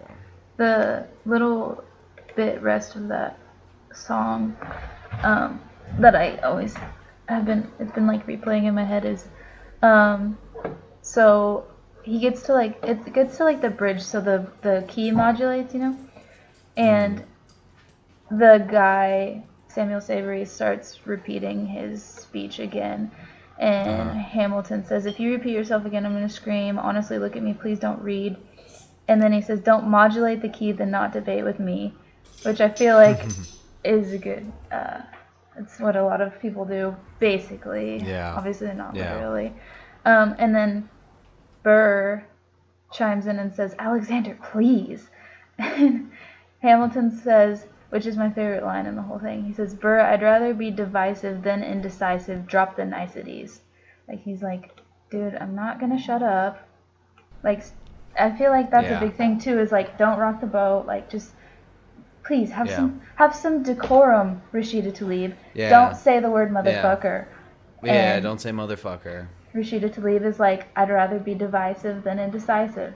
Drop the niceties, Republicans. That's right. And cool. The thing is, okay, so let's talk about that. Sorry, I kicked my mic. Let's talk about that whole thing for a little bit. Yeah. The whole Rashida Tlaib, that speech was in a bar in front of a bunch of people who I don't even know if she knew she was being recorded. But regardless, like she was giving an impassioned speech to rally the troops. Mm-hmm. Donald Trump has given speeches on national television where he says, "Kick the shit out of them. Oh, I'll pay for your legal bills if you beat them up." And it's just like, that is so much more disgusting than someone saying, "We're going to impeach the motherfucker who has clearly violated the laws and should be impeached." Like, he's broken the laws. He's clearly in violation of so many things. Like, it's just absurd. So the outrage police, who are often like, if you look at Fox News, they're the same people that are like, "Do you snowflakes need a safe space?" Yeah. And then she says motherfucker, and they're like, "Oh, the humanity." Well, she's also a Muslim woman, so she's not held to the same standards as a white rich man. That's right. I mean, if they were on the Fox and Friends stage, and she popped up in the background wearing her hijab, and just was like, "Boo," they'd be like, "Oh my god!" I would love to see that. Oh man, yeah. Well, me too. My favorite argument in that whole thing was, I hope she doesn't speak to her son that way. God forbid she say motherfucker in front of her son. Oh God forbid she use a word while children are starving in the United States and 40,000 people a year die from lack of health care, which doesn't happen in any other modern nation. Yeah, God forbid she use a foul word in front of her child. Yeah, meanwhile Trump has the government shut down and food stamps are being cut because they're running out of money. So children are going to literally starve. Plus, children of federal workers don't have an income now, so they're also going to starve. They don't have an income to pay for groceries, and even if they did have food stamps, they're not going to have food stamps pretty soon, so what are they going to do? Or federal workers who aren't on food stamps, they don't have an income right now. They can't pay for their mortgage. Thankfully, they're trying to pass a bill right now that's going to prevent them from foreclosing on them or kicking them out of their. But that's obviously it's not the Republicans, but that is a good thing, and I think that people should support that wholeheartedly. Yeah, but it's absurd, and Trump is putting kids on cages. 2 kids have died under the ICE administration. His first raid as president killed an 8-year-old girl who was an American citizen. It's absurd. Anyone that wants to feign outrage about some woman saying motherfucker and doesn't care that children are dying in the United States because we don't have basic human rights, I don't have time for you. Yeah. You're literally either you're not paying attention, you're stupid, or you're literally evil. You are an evil fucking person. Right. Well, So Well, I mean, and then just to top it off for the Republicans, AOC also danced in college. That was disgraceful. That just shows so plainly to me that like you're just looking for something to hate her for, and she's so. I have a little bit of a problem with Rashida Tlaib because she voted for PAYGO. Yeah, the PAYGO thing was that's just gross. Kind of disappointing, but I mean, also, almost everyone voted for PAYGO, and PAYGO is already a law on the books. But yeah, it's gross to shoot yourself in the foot starting off. Yeah, so I would say call her out on that and hope that she gets better about it. But yeah, I'd still support her over 90% of current Democrats. Yeah, definitely. Yeah, but yeah, I think it's good that people are. I think in the information age that we have now, it's important to call these people out and say like, yeah, I support you wholeheartedly, but like, you messed up on this one. You gotta don't do that. Don't like that. But that's why people have to get involved. Like so many people get so burnt out on politics. They're like, oh, we can't win. But if when it's shown like on legislation, when people call in to their congresspeople or even email them and you say, and I mean, you need to be nice. Like if you call in and you're like, if you vote for this, I'll fucking kill you. Like, of course they're going to be like, yeah, this guy's a loon. But if thousands of people call in and go, hey, you need to vote for net neutrality. Hey, you need to like get on the right track on this PAYGO thing. They eventually, even if they don't listen to their own voicemails or email, they don't read their own emails. Their staffers are going to go, hey, this isn't looking good for you. And the thing is now, like, the Democrats are scared because, like, there are people coming out calling for AOC there was, like, a recent article that was, like, it was, like, Joe Donnelly or some, like, old hack. And, like, Joe Donnelly is, like, used to be a Democrat and now is running as a Republican. And the same thing with Claire McCaskill, who was like a hack centrist, just like coming out and being like, these AOC people like need to learn how government works. And it's like, no, they know how government works because they're getting elected and you're getting your fucking ass kicked out because you don't know how it works and you're trying to run as a Republican light and you're losing because of it. But now they're coming out and they're saying like AOC should go against people primarying Democrats, and it's like, bro, come here. do you realize she primaried a Democrat and won because she ran to the left? It's just like, if you think she's going to come out against that, you're stupid. And if she comes out against that, she'll lose her next election.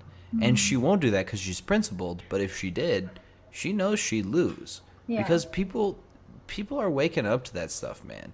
It's going to take time, and it depends on the places. But in places like New York, nah, man, it's done. Like, you can't run as a centrist anymore. You can't run as, like, Republican light. People are done with it. Yeah, exactly. She's very, like I re-downloaded Twitter basically just to follow her because I thought this is what you were going to talk about because you said Joe, but it was a different Joe. There's a Fox Business article, and I heard about it on the Young Turks first, but it says Alexandria Ocasio-Cortez isn't the future of the Democratic Party, says Joe Lieberman. Who I didn't know who that was because I wasn't that educated on politics before, but like to my understanding is basically like a old Democrat that isn't really a Democrat, kind of. And she responds to it and says, "New party, who dis?" Like, she's just really good. That may be who I meant, but I get all these old white these old white men mixed up that are all named Joe. Yeah. Same thing with Joe Biden.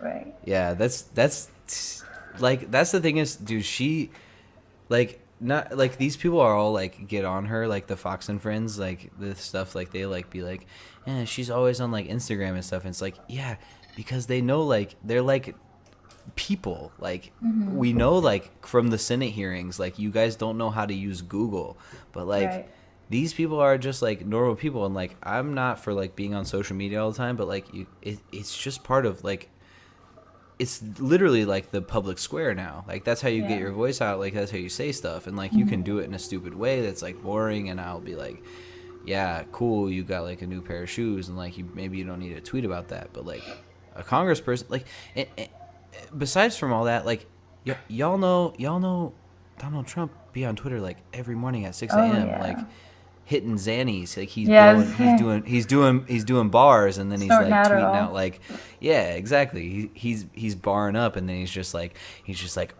witch hunt. Yes, like, Fox News. He's just like, what did Hannity say? I'm gonna retweet that. It's just like, your president is like the worst version of that, and like Ocasio-Cortez is like actually blowing fools up, like. The new I saw that tweet too. It's just like, new party, who this? That's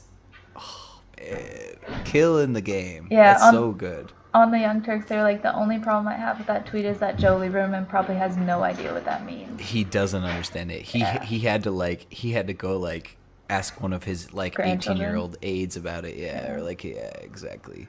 He's like, what does she mean? New party, who this? That's Joe Lieberman. Does she not know who I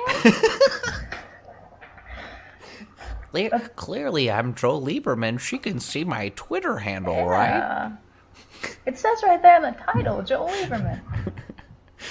Oh man, that's so good. I didn't even think about how like that's part of the reason they get so angry is because like they don't understand what's going on. Well, they don't want to either. They can try. But that's why I don't feel bad about making fun of them. Like a person who's like trying and like can't get it, it's just like, oh, that's cute. Like that's cute. But like these people are just like, I don't care. And then they're just like, why when I search stupid does Donald Trump show up? It's like, because that's how the Google algorithm works. Because like a million people like put in stupid Trump, and like that's what comes up now because he's a fucking idiot. Because people think he's stupid. Exactly.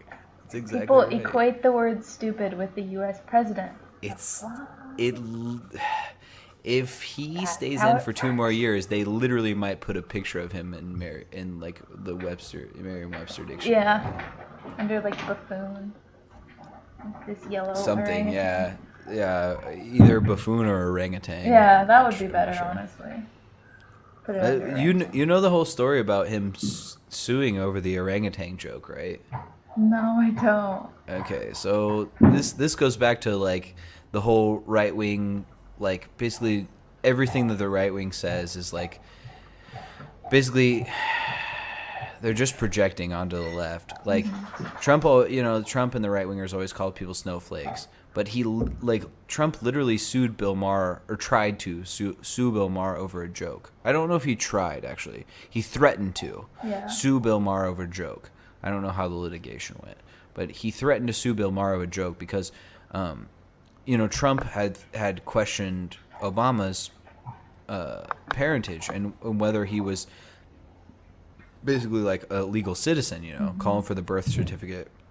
I want short form, I want long form, blah, blah, blah, blah. And Obama showed all of it. And of course, Trump is still like, I don't know, because he doesn't have the same skin tone as me, so he's probably a foreigner. Yeah. He's probably a Muslim, and blah, blah, blah. But anyway, like, so Bill Maher, who I have no love for, I kind of think he's like a fucking idiot. Like, he often says the N-word and like he's a centrist who like wants to vote for Hillary, so fuck Bill Maher. But Bill Maher made a joke about Trump being the love child of like his mother and orangutan, and he said, I want to see the birth certificate to prove that his father is not an orangutan, basically, because he has orange hair. And Trump was like, I'm gonna sue you over this. And it's just like, you're a snowflake, dog. Like you are like, you're so like, if someone, like, I've had people on multiple platforms online say they were going to kill me, say that I was going to die, say that China is going to take over Taiwan because I have a lot of fights with people about China and Taiwan, like all these things. Never have I gotten offended over it. It's just like, yeah, you lost the argument or whatever it is, and so you're mad, and so you're like throwing something at me. And Bill Maher is like a hacky comedian. But he's a comedian, and so that's what he does. He makes jokes. Yeah. So it's a joke, buddy. Like, come on. Didn't he, like, call out, or not call out because it's Trump, but didn't he get all upset about SNL because, what's-his-face has, like, a really good impression of him? You're talking Alec Baldwin? Yeah. And yeah, I think they probably called him fake news or something like that. Yeah, I think he probably tried to sue them too, because that's just his MO, is like, if I don't know how to counter you, I'll just try to sue you because I've, got some money. Yeah, exactly. Oh, he's something else. He's ridiculous. There was a segment I was watching the other day on the Young Turks, and he was talking about the wall. And he was like,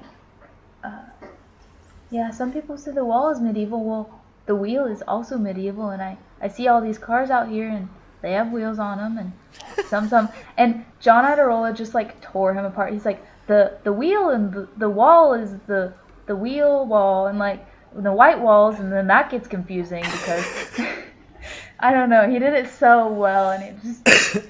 The wheel isn't medieval anyway. The torture wheel, in form of like the torture one, yeah, that's medieval. But the wheel is like prehistoric. Yeah, they're like, and the earliest like wheel was a giant steel wheel, or like they're not the same. It's not the same as it is now. They've evolved. Yeah. Yeah, and his defense of like the pictures of the steel that got cut through or whatever. Oh, yes. That was like, golden. Well, you can throw acid on concrete and it'll melt. Okay, you can also dig under it. You can also hit it with a sledgehammer. Like.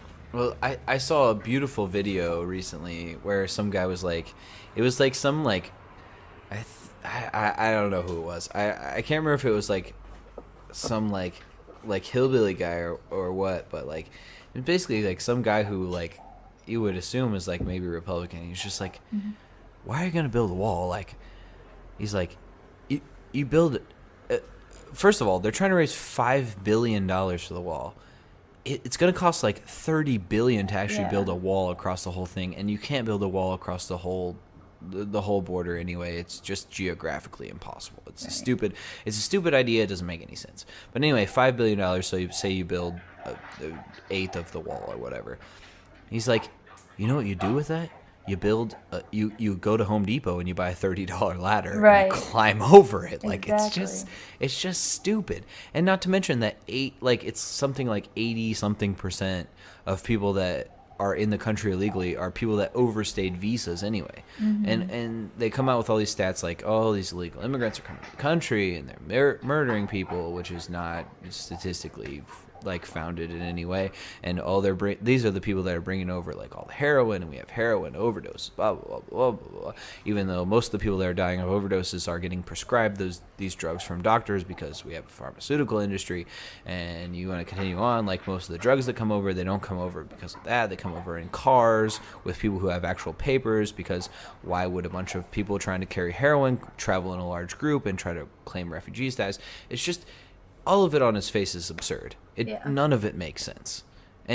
But you still have these people that, like you were saying, the guy that you were arguing with the other day, they just keep moving the goalpost. But that is the Republican strategy.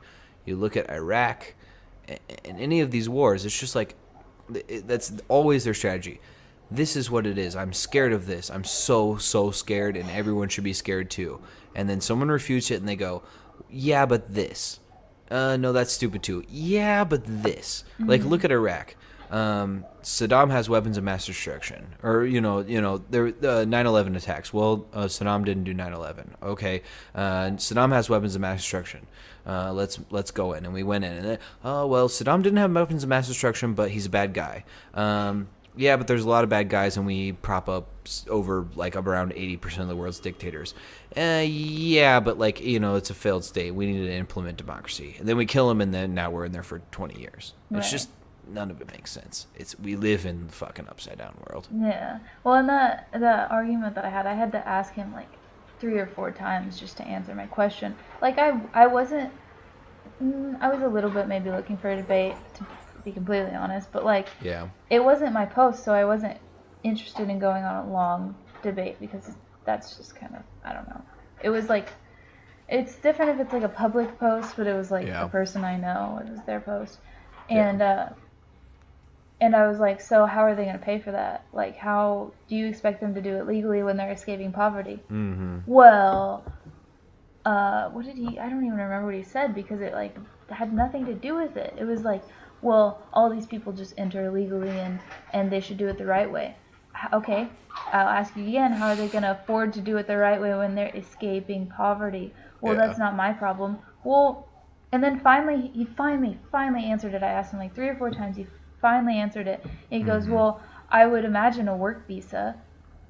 That would be the obvious answer to me. I said, a work visa costs money too. Yeah. And he goes, well, that's not my problem, is it? Yeah. And I said, I'm not arguing that. I'm not arguing whether you should care that children are dying in poverty and being killed by the M613? No, what is it? The MS-13? MS-13, yeah. Who started in Los Angeles and spread to El Salvador. Besides the point, they're still dying in their home country, and they're trying to get away. So maybe that's why you should care, just because you're a human being who should care about other human beings. But I mean, if you want to be like a piece of shit and not care about other people, then that's your own prerogative. But I just think they should be able to come into the, I don't know. I just think they should be able to get away from that. Yeah, and a lot of them are also the same people that, they would call themselves Christians and things like that. And it's just like, you're not, dog. Like, you're not. Like, No. Let's stop pretending that that's what you believe. You don't believe in the Bible. You believe in a couple passages in the Bible. Like, you definitely don't follow anything Jesus says. But I think that's a tactic that people need to start employing, is just when these people do this sort of thing and they have anything on their profile that says they're Christian, you just start throwing Bible quotes at them until they basically tap out and go, well, this is how I interpret the Bible. And you go, well, okay, guess you're a bad guy. I mean, you interpret like, the Bible like an idiot. I mean, like, one of the verses that I feel like a lot of people know is like the one that's, I don't know. It's like, I was poor and you didn't feed me, or whatever you did to the least of these, you did to me, basically. Yeah, exactly. And one of them is like, like, you didn't give me shelter. It's like, okay, well, like, if you believe in your Christian ideals, then, like, they are asking for shelter and help, and you're denying it to them, and they are probably the least of these if you want to, either that or, like, the federal workers that have 6 children and no income right now. Like, yeah. I heard a story, it was like, this woman was a single mom with 6 children, and she's a federal worker, and so she just doesn't have an income. She's like, I don't know how I'm going to pay my mortgage at the end of the month. And I put, like, I tweeted, like, so government workers have to work without pay, and it's like a gif or gif from Rick and Morty, and it says that just sounds like slavery with extra steps. Because it is. Yeah, they're contractually obligated to come to work, and you're not going to pay them. And so... Yeah, and you have record numbers of these people not showing up to work and calling in sick because they literally need to find another job. Right. And so then they're going to use their sick days to do that. And yeah, I guess theoretically you could get another job, but I'm sure government jobs offer benefits, and any job that you're just going to get is not going to offer benefits. Yeah, that's right. It takes time to find a job usually that offers, like, legitimate benefits. So then they're not going to have health care for their children, I'm sure. Because health care for just me was like $400 a month. Jeez. Yeah. You know, like, how much I pay for healthcare in Taiwan? I pay 6% taxes a month, and that's my healthcare. Yeah. Yeah. Must and be nice. I would literally be willing to pay 20% taxes to cover my healthcare because it's cheaper. And that's the thing, is Medicare for all is literally cheaper. But I also wanted to say, so people are, even because you gave the there's like quote, you want to talk about people coming to the country and quotes, and like we want to talk about liberty and freedom and all these things. The Statue of Liberty literally says what? Give me your tired, your poor, your huddled masses yearning to breathe free, the wretched refuse of your teeming shores. Send these homeless tempest-tossed to me. I lift my lamp beside the golden door. Like, that's supposed to be the idea of America, and that's what it was built on, and look how great of a country we've built. Yeah, exactly. And it's been fucked up since the beginning with slavery and things like that, but like the point is that we keep improving it, and I'm not for no borders. I think in an ideal world, I think that would be great. No borders, everyone goes and comes as they please. But in the world that we live in right now, it's just not a reality. Yeah. I don't think we can do that. But for we have so much space, and we could create so many jobs with a Green New Deal and things like that. Why not? Why not? And the reason why not is the Republicans. Well, those people have different skin colors than us, and they're scary. They'll kill us. Yeah, exactly. Even though they commit crimes at like half the rate of a normal citizen, they're scary. Facts don't matter. I forgot that alternative facts were a thing. That was once a thing. Well, you know what's also fun is like all these people who are, do you know about the intellectual dark web? I don't think so. Okay, so another person I would encourage you to follow on YouTube is The Progressive Voice, who's basically like, it's like what I watch when I want to like, it's like my stories, because he like covers, he's like a really cool, like funny guy, and he basically covers like for lack of a better words, like cat fights on the right, and stuff like that, and like he covers like Ben Shapiro. Wait, what? You cut out for a second. Sorry, do you know Ben Shapiro? Yeah. I know of him. I don't know very much about him. Yeah, okay, that's all you need to know is about him. And like Jordan Peterson, all these people, they're like technically considered like the internet, the intellectual dark web. That's like kind of what they call themselves. It's all these people. It's basically just like these people that just like their whole job is to like trigger like college liberals. And like they're not smart, they just like talk fast, and like they have like ideas that like make like basic conservative guys. Like, I have a few basic conservative boys. They're just like real basic conservative boys. They're like, oh, I'm like so conservative, and like they're like, yeah, I'm like in favor. Like, they're like basically libertarians, and they're like supposed to be smart because they talk fast, and like he basically just like goes through videos of them like getting destroyed by like Kyle Klinsky of Secular Talk, or just like he'll sometimes just show their video and just be like, this is why this guy's a fucking idiot. Yeah. And it's really funny. Progressive Voice is like, shout out him on our channel, and like, yeah, he's really good. But yeah, I watch him sometime because like they're all about like they quote unquote all of these guys are just like free marketplace of ideas, but they never have any sorts of debates or like discussions. And like these people like Sam Cedar and Kyle Klinsky, like these guys are like pretty good debaters, and they like call them out, like ask them to debate, and they never debate them. Mm-hmm. Yeah, Exactly.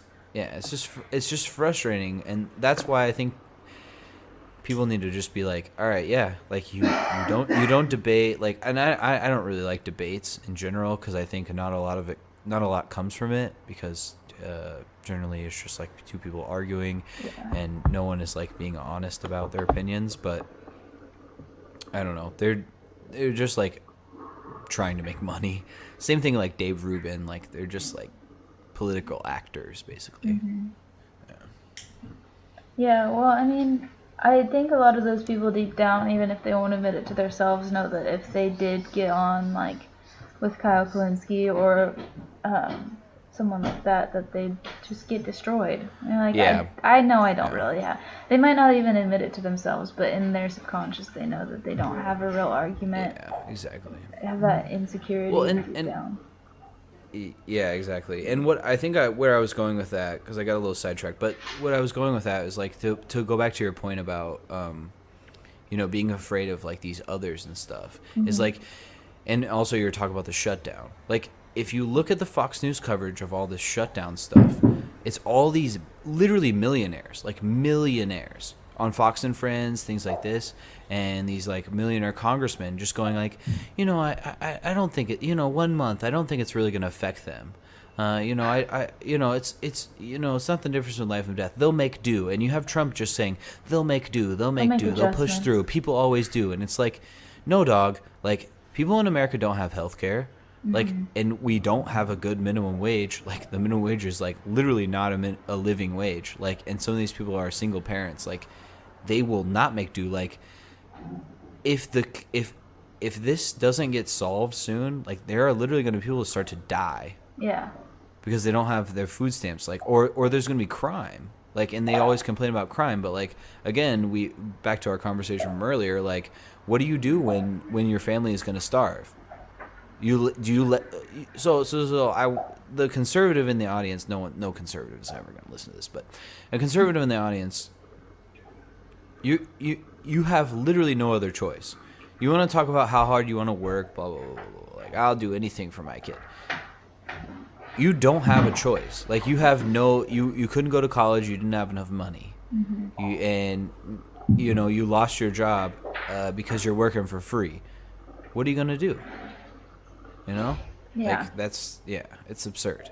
Have a garage sale. That's their recommendation. Sell all your shit. Yeah, sell all your stuff. And they'll be like, well, they have an iPhone. It's just like, no, fuck you, dog. An iPhone that's probably on a payment plan that they pay for monthly. They didn't pay for it. Yeah, they paid $10 a month for their iPhone. Right. Ooh, yeah. And an 18-month contract for it. Yeah, for like, they probably have like an iPhone 5, and if they have anything at all, like I know people that in the U.S. they don't have smartphones because they can't afford them. Right. It's just not an argument. And God forbid they have something that is becoming more and more like a necessity. Well, yeah, and that's the thing is, like, if you work at one of these places, how do you apply for a job anymore? You don't send resume and you send an email. Mm-hmm. So you expect these people to spend hours and hours like going to the library, like, and maybe With they their don't in their 6 city. kids. In their city, do they have public transportation? Yeah, exactly. Do they have kids? Do you want them to take care of their kids? Do you want them to be a good parent? Because the conservatives love to say, oh, these bad black mothers and all these absentee black fathers because we put all of them in jail for a low-level, nonviolent weed crime. Mm-hmm. It's just like, yeah, it's all a self-fulfilling prophecy. Yeah, well, and they mentioned, like, people literally can't go to work because they can't pay the babysitter. Like, they can't just leave their kids at home. Like, yeah, because then they would be labeled a bad parent. Which, I mean, if the kid's young enough, yeah, they would be a bad parent if they left their kids at home. right? Oh, I had a point, but I forgot it. Anyway. It's probably because I'm ranting. I heard a story the other day that they were like, it was a government worker or whatever, and they were like, yeah, so pretty soon we're just gonna have to decide whether we are gonna need to start selling off our family heirlooms or not. Jeez. Like, you can't. That's terrible. Yeah, it's like, terrible. It is. You could argue that like it's material and it doesn't really matter, but like it's not. Like, not when it's a family heirloom. It's not the same. The thing is you have these people, because the same people that argue that's material, you shouldn't care about that, are the same people that are literally, their families have been wealthy since the beginning of this country. Right. They're railroad tycoons. They're carpetbaggers, and these people are saying, "Oh, tisk tisk, these poor people think they can have these wealthy goods," and it's just like, yeah, dog, you drive around in a Lamborghini. Right. You haven't ever worked a day in your life. You got a job because your daddy is someone important. It's the same thing as Trump. Oh, yeah, exactly. Oh, I got a small $1 million loan. Actually, you got $413 million from your father. Mm-hmm. And you wanna bitch and complain about poor people being lazy. Fuck you. You got bailed out by your dad at every point.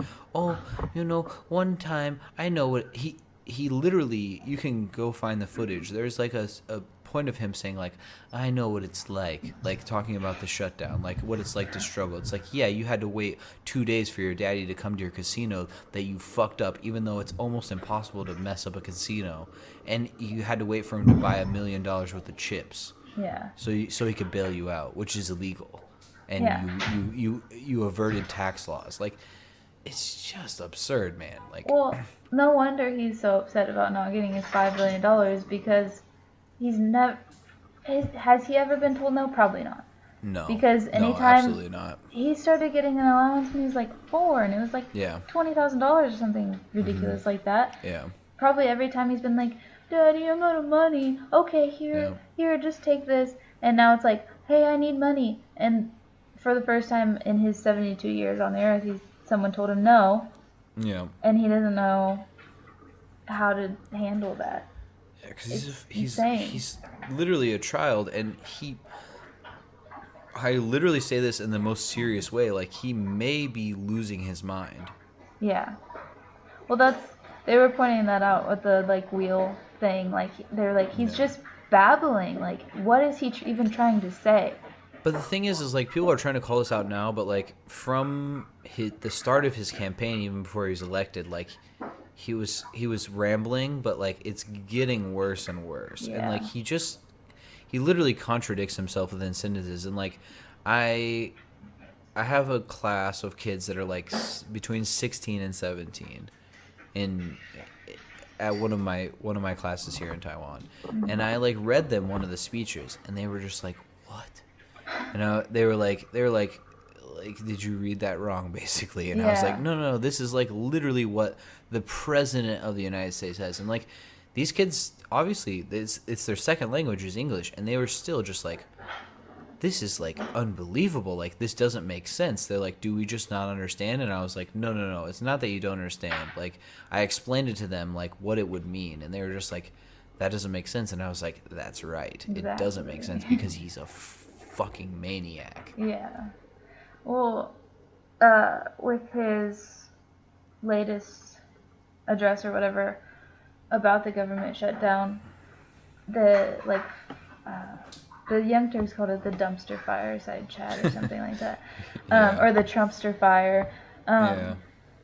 But I missed like the live coverage of him actually talking, but they were talking about it afterwards, and they were like, he was praised as like, oh, who was it? Oh, Lindsey Graham said that's the most presidential he's ever been, and they were like, it's sad that the most presidential he's ever been is him reading well off of a teleprompter.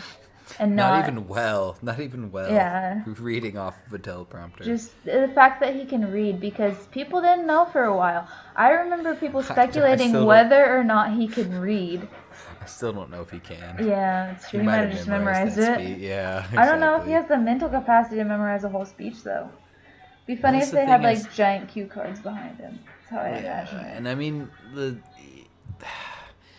first of all, Lindsey Graham, like, praising anyone is automatically like shows that person's character is terrible. Lindsey Graham is like a garbage gargoyle human being. Yeah. He's just always like, people that smoke weed, they are the lowest form of human. I must say I love his accent. It's great, right? He sounds like what's his name from Tombstone? Oh, I don't even know. He reminds me of Bill Dauterive. Doc Holliday. He reminds me of Bill Dauterive's like cousin or whatever from King of the Hill. Do you remember him? Bill Dauterive is the bald, overweight one with that always wears the wife beater. But his like cousin comes from Louisiana. In like Louisiana or whatever. Yeah. He's like, I do declare, William. Oh, I do declare this a flower is a Wilton. Yeah. Yeah, that's exactly who he is, because that's who he is. He's just like this rich, like, his fucking great-grandparents were slave owners. He's just like, I do declare I hate black people. Yeah. They are just the most disgusting thing I've ever seen. Yeah. Yeah, he's oh man, he's just disgusting. I feel like you can just get away with so much more with that accent. It's not even fair, because everything just sounds like you're just. Yeah, it's interesting, because if you have like a classic Southern accent, like the people like that have like adopted one where we live, because like there's no reason to have a fucking Southern accent in like Northwest Missouri, but the people that like, if you have that accent, you like, people will think you're stupid. Like you could be like super smart. You could be like, you could have been like before Einstein and been like, you know what? I'll tell you what. This it equals MC squared. And like people would be like, people, I tell you what, and then people would be like, you're fucking dumb. But like that's like the sophisticated Southern accent. It's just like, oh my goodness, I tell you that it just equals the MC squared, and they're like, oh, you're refined. You're a refined Southern gentleman. Yes, exactly. The type of people that like have brandy sniffers and actually use them. Exactly. Oh man. So stupid. I just imagine him always in like a tuxedo with like tailcoats, and his wife wears like a petticoat, you know? Yeah, he wears like a sear satin suit, just like always. Yeah, he looks like Colonel Sanders 24/7. That's how he is in my brain. It's just like a nice groomed mustache, and I have a feeling that's not how he looks, but I don't even know how he looks, honestly. I usually don't watch video news. I think he's like 5'2". Oh god. He's like super short, and like, yeah, it doesn't have any facial hair. I don't know if he can grow any. Maybe he can. Oh no! Insult anyone that can't grow facial hair, but you know, he's the reason I want to insult him, and this is the thing. I hate like making fun of anyone's appearance, because I don't think that like I'm an excessively attractive person, so I don't want people to make fun of me either. But he's like, inside is dirty. So I feel like it's okay to make fun of his outside. That's the same way I feel about Trump, and also because Trump like body shames so many people, especially people who are like objectively like very attractive, and he just like body shames them. Or like, she's a fucking pig. Like, why would I rape her? Because she's a pig. Like that's basically what he says like some of the time, and it's just like, oh, so you're like a bad guy. So like I don't feel bad saying that like you're a bald piece of shit that looks like more orange than a fucking like, you know, pumpkin. Right. Like fuck you to death, dude. Like you're a Well, bad guy. well, and like it's definitely projecting that he's very critical of like you said, objectively attractive people because he's so ugly. Yeah. Like he just is. Like he just is not. He's gross, and like, Yeah. and so I'm sure. I don't know. I don't know. I don't know if he can feel bad about himself. Honestly, I don't know if he has that much introspection, but I feel like he's got Well, some I think he's problems literally a with him. sociopath. Yeah, that's true. He's definitely a narcissist, but and not all narcissists are sociopaths, but a lot of them are. Yeah. You know, Yeah. I think all sociopaths are narcissists. So Yeah. yeah. I don't know. I don't know what his. I'm not a psychologist, so I'm not going to try to armchair psychologist him, but he's fucked up. Yeah. I'll put it very layman terms and It's say that he's fucked up, and he's definitely stupid, if nothing else. yeah. It's pretty. I mean, it's pretty blatant that he's not like a mentally healthy human being. Yeah, I Just mean, if you listen to our episode where Ari and I read his interview with the yeah. Washington Post journalist, like it's. I waver between if I feel bad for him and it's sad, or, but the fact that he's like doing so much damage to the U.S. that like I just am like no, like I don't feel bad for you, like you're a bad guy. Yeah. It's interesting though because I just always wonder like especially now that I had Jackson, it's like what? I mean, I could guess what happened in your life, but like, how did it go so wrong? Mm-hmm. Like, Well, he's obviously so he was coddled, very yeah. rich and spoiled, and but I feel like there's some people that grow up rich that aren't just crazy. But Yeah. I think he might have some actual mental issues. I know they were one of the podcasts I would listen to. They were gonna have like a psychologist or something come on and talk about like basically just speculate his mental health. But they like couldn't get him on or something. Something happened. Yeah. But I hope that they do in the future because that is interesting. Because yeah, I only know what I've like just researched, which is not the most reliable. It's not like I have a degree or anything, but like it's kind of obvious. I don't think it takes a degree. Yeah, he doesn't hide it very well, at least. It's not good. Like, well, he's got to make pancakes. The fact that he lies within the same sentences is pretty telling. Yeah. Well, I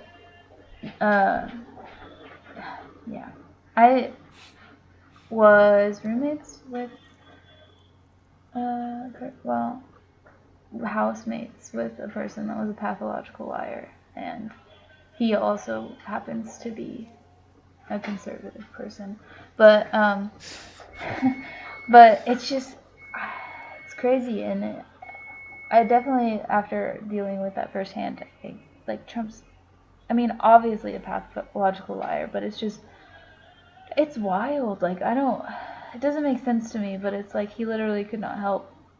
He just lied about things to your face, and then like you'd be like, I don't know how to explain it.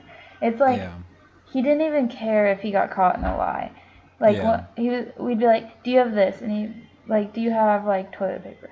And he'd be like, no, I don't. Okay, well I was gonna give you money like for your toilet paper or whatever if you had it. Oh, okay, and goes into his room and gets it or stuff like that, like, and doesn't feel remorseful about it. It's insane. Like I would be so embarrassed if I was like, no, I don't have toilet paper, and then I was like, well, you're gonna give me money, I guess. Then that's fine. I'm sorry that I'm a jerk and I just lied to your face about that for no apparent reason. But yeah, it's interesting. I don't know. I'm interested in psychology for that reason because I just like I don't understand how people's brains can work that way. But I guess mental illness probably. Yeah, I think that's right. Yeah. So, yeah, if you, I would suggest if anyone doesn't believe that Trump is lying, which again I don't think anyone is listening to this podcast that thinks Trump isn't a huge fucking liar, Yeah. but if you're even on the left and you want to. I mean, no one on the right is going to believe you. That's like a always Trumper. I talked about this with Dad. They're TFGs. They're too far gone. But so there's a Washington Post journalist. Who I think it's Rizzo. I can't remember if it's Rizzo or another guy. But anyway, you can look it up. You just Google number of Trump lies or something like that. Mm-hmm. But like he tracks the number of Trump lies like every day. I've listened to him on a few podcasts, and he basically like tracks it. And the latest one that I saw was like 6,400 something, and he's been in office like 650 days, something like that. It's just like that's like 10 lies a day, dude. Yeah, and that's just in public. And that is a great point. That's just in public. And also, I would like to see a comparison with how many times, quote unquote, Obama lied. Mm-hmm. Because I don't know if Obama told a straight out lie. I know he definitely misled the public. And like, you're not going to find too many people that like consider themselves like very, very left wing. And like, you will if you get really far left. But like, where I am, like, if you look at like the normal spectrum in the U.S.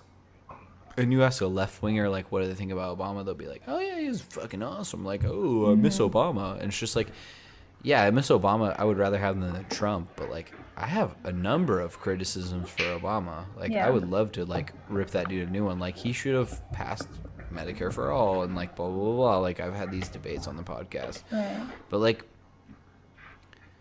it's just but because he was a black guy who people wanted to see his birth certificate and said he was Muslim, even though he wasn't. Like, he's just not a Muslim. Like, you can argue that like maybe he's like somewhat of an agnostic and like doesn't really care about religion, which P.S. Trump's a fucking atheist. He doesn't give a shit. It's just like you can't. I don't know. This is another one of the things that when like I can't think about it too much because it'll drive me fucking crazy. Right. It's just like he's such a liar, and the fact that anyone can just continue to support him blows my mind. I also hate the argument of like, well, Obama did it too. Like, I commented on someone's post. They were like basically agreeing with me, but they were a little. I didn't completely agree with the point they were making. It was basically like someone was making the point of, was it the government shutdown? Something like that. And they were like, well, Obama did this too. And they reposted it and they were like, well, when Obama did it, he was doing it to help people. And when Trump did it, he's doing it for his own ego. And I commented on it and I was like, it doesn't matter even, like, I mean, it does matter their intent, but like, also, the argument that, well, Obama did it, it doesn't make it correct that Obama did it. Obama did things that weren't right, and they're not right because they're not right. It's not like, oh, well, if Obama would have done it, you guys would have been fine with it. Yeah, okay, maybe, it's the whole, but like, it's still wrong whether or not someone else also. It's like saying you punch someone. Oh, well, he punched someone too. Okay, that doesn't matter. Like, it doesn't matter if someone else also punched you, like, or not you. Like, it's exactly right. It's just saying that like just because someone I like did it is it's okay. It's like it's stupid and it doesn't make sense. And I mean, that's the thing is, you have all these like I was talking about earlier with the intellectual dark web. You have these people like Ben Shapiro. His name is Shapiro, but I'm gonna call him Shapiro because I think he probably wouldn't like that. So Yeah. I'm going to call him Shapino. But these people like Ben Shapino, they coin these terms like facts over feelings, but then they don't ascribe to the facts. Right. And the fact is, like, yeah, and it's just wrong. If it's wrong, it's wrong, and it doesn't matter who did it. Right. But you'll defend your president over the other president. But that's why I think that my position is better, is because I think that I don't care if Bernie Sanders was the president, who I hope is the president in 2020. Right. I'm 100% behind Bernie Sanders. I don't think there is a better candidate in the whole United States as I see it right now. Mm-hmm. If he came out and he supported Medicare, or if he didn't support Medicare for all and pushed the Obamacare, I would say you're an idiot. I would say that's wrong. I would say Bernie Sanders is fucking up. And I call Bernie Sanders out on some of his stuff. Like, he is not against, like, BDS against Israel, and I think that I think that's a problem. Like, we need to push Israel to do the right thing. So that's the thing, is like, the difference between someone who is like will follow Trump no matter what, and like a person like I guess, is like, I'm morally and logistically consistent. It's just, I don't care about the person. I'm not a cultist. I'm not in a cult. What is your policy? Yeah. Whether I like you or not, what is your policy? Is your policy good or bad? And if it's bad, I'm going to say it's bad, and if it's good, I'm going to say it's good. Exactly. You know? Well, that goes back to, thank you, when I was talking about, I never finished talking about my political years or whatever. We got off on an hour-long tangent. It's what happens, and it's probably my fault because I just rant and get angry and upset. I think that's the organic way to have a conversation, though. It's okay if you don't always finish your point. But my thing with, like, me in high school that I kind of, it annoys me now looking back on it, is I was kind of that person that's like, anything the Democrats do is right. Yeah. So I'm a liberal, and anything the conservatives do is maybe not necessarily wrong, I guess. But mostly, like, anything the left does is right because they're the left. And so, like, it's tribalism. Now I realize it, and I'm like, that's so stupid. Because I don't think I ever had a problem with Obama, because I think I was in high school when he was in office, and I was just kind of like, well, he's on the left, and he's a cool guy. His social media presence is good, and so I just didn't see a problem with him. Yeah. Yeah, there's frozen milk. In the freezer. But you can warm up that bottle too. Okay, it might not be enough because you slept. Oh, okay. Sorry. Right. Jackson's about to make his cameo. It's alright. Waking up, but he can do his thing. But yeah, now I think I'm trying to think what my point was going to be. You're saying about yeah, go ahead. But basically, I was just one of those people that, like, I just went with the left no matter what, and I think that alienates more people, because then it's just the same as the right. Like, everything the left does is right. Well, what about this? Well, okay, you got me. It's like, I call that partisan hackery. You know? Yeah, I was a partisan hack in high school.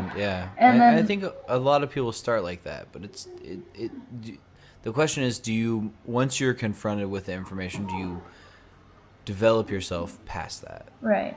I think that's what's important. I even see it, like, now on Facebook with people that are around my age that I used to think were, like, super, like, liberal and, like, had really good ideas, and they'll put things like, you know, like, well, Obama was right shutting down the government and Trump wasn't. It's like, that's arguable, and also not the point.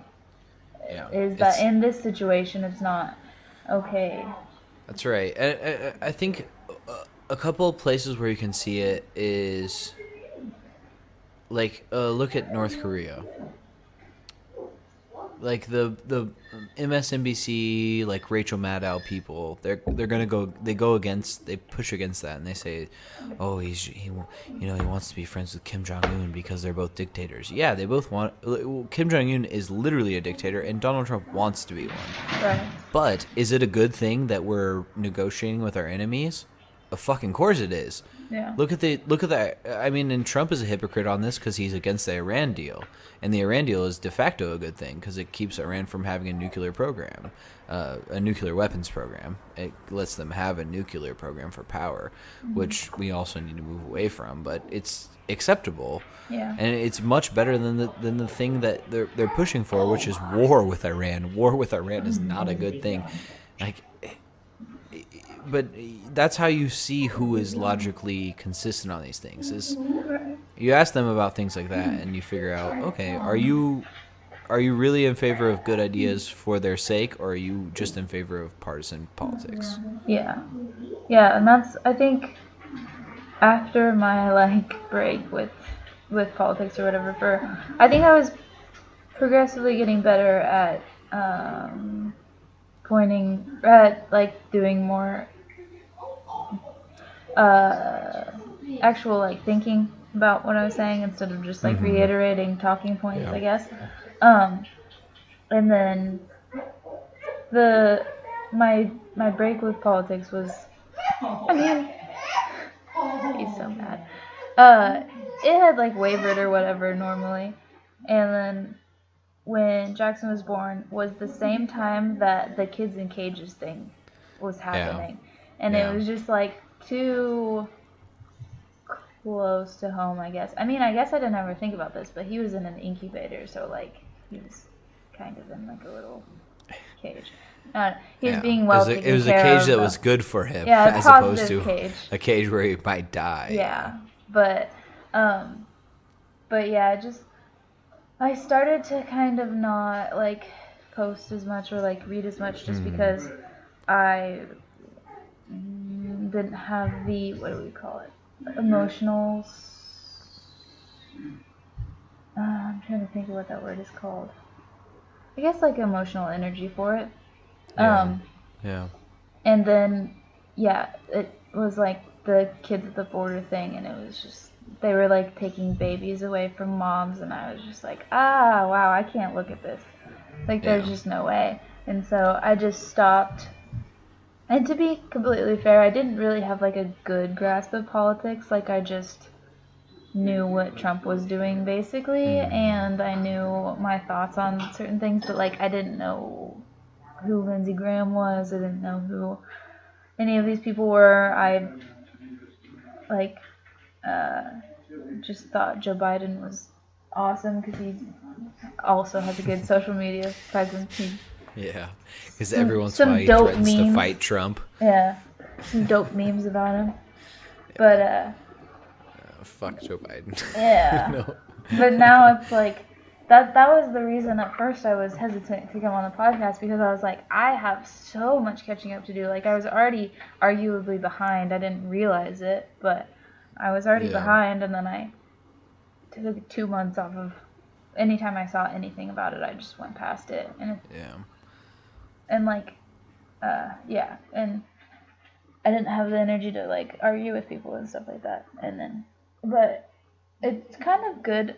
I think it ended up being good because I kind of had to restart, and I feel I restarted from a better place, because instead of looking at CNN, I looked at I listened to you guys' podcast, and that probably helped me get back into it, because I realized how out of touch I was.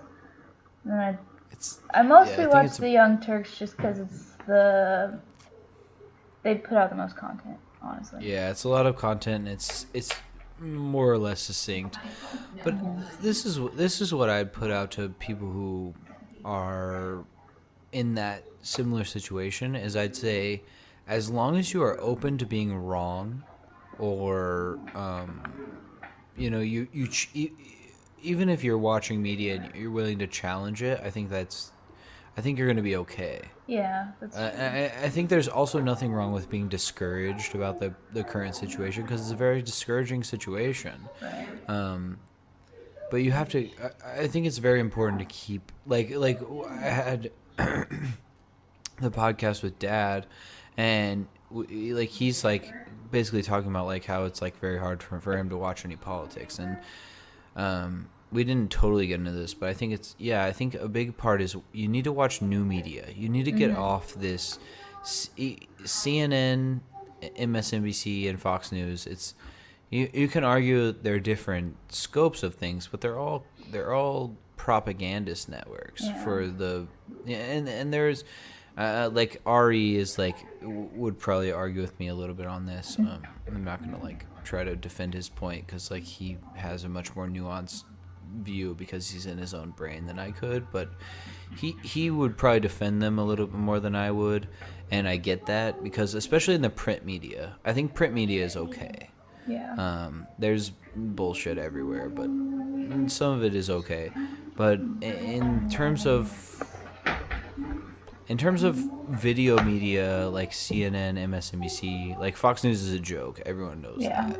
But like those two, they're still honestly kind of a joke. I mean, they've been going against Trump more, but like I said, it's not in a balanced way. It's just like it will be like Rachel Maddow being like, Trump is a Russian puppet. Trump is a Russian puppet. He's putting kids in cages. It's just like it's just fake outrage. Like those things are bad. Like yeah, maybe Trump is a Russian puppet, but like you haven't shown us evidence for that. And like yeah, he's putting kids in cages, and that's fucked up. But like you seem like an actor. Like it just seems like you're an actor on camera. Like, can you give me like a real scoop, and like can you tell me that like the billionaires are fucking over people, and like that the workers should rise up and like take control of means of production? Like that's the kind of stuff I want to hear. But like it doesn't fit their narrative because these people that are on TV are rich people, and so they have an incentive to keep pushing this narrative that like it's right versus left, but really what it is like yeah, it's right versus left, and left is, in my opinion, left is better. So if I gotta pick a corporatist on the right versus a corporatist on the left, I'll pick a corporatist on the left. But they're basically the same idea when it comes to economic politics for a good majority of I mean on social policies they're quite different, but on economic politics they're quite similar. Yeah. And both of them want to keep you down because they want to make more money. Exactly. And so what we really need to get is like we need to tell these people, no. We're the people that vote you in, and so you bend to our will. You do what we tell you to do because you're our representative. Like that's literally in your job description. And if you don't, then fuck you. You're gone. You're done. Yeah. I think. So. I feel like that's also part of why people are, like the old, what do I want to say? Like the old congressmen and stuff like that are like kind of arguably scared of like AOC and Rashida Tlaib and stuff like that, to where they'd attack them on like, oh, she wore a red suit. Like, I don't even understand what that was about. I didn't even look into it because I was like, this is just stupid. Just like with Obama, he wore a tan suit. Oh, that's breaking decorum. It's all this decorum policing, which Ari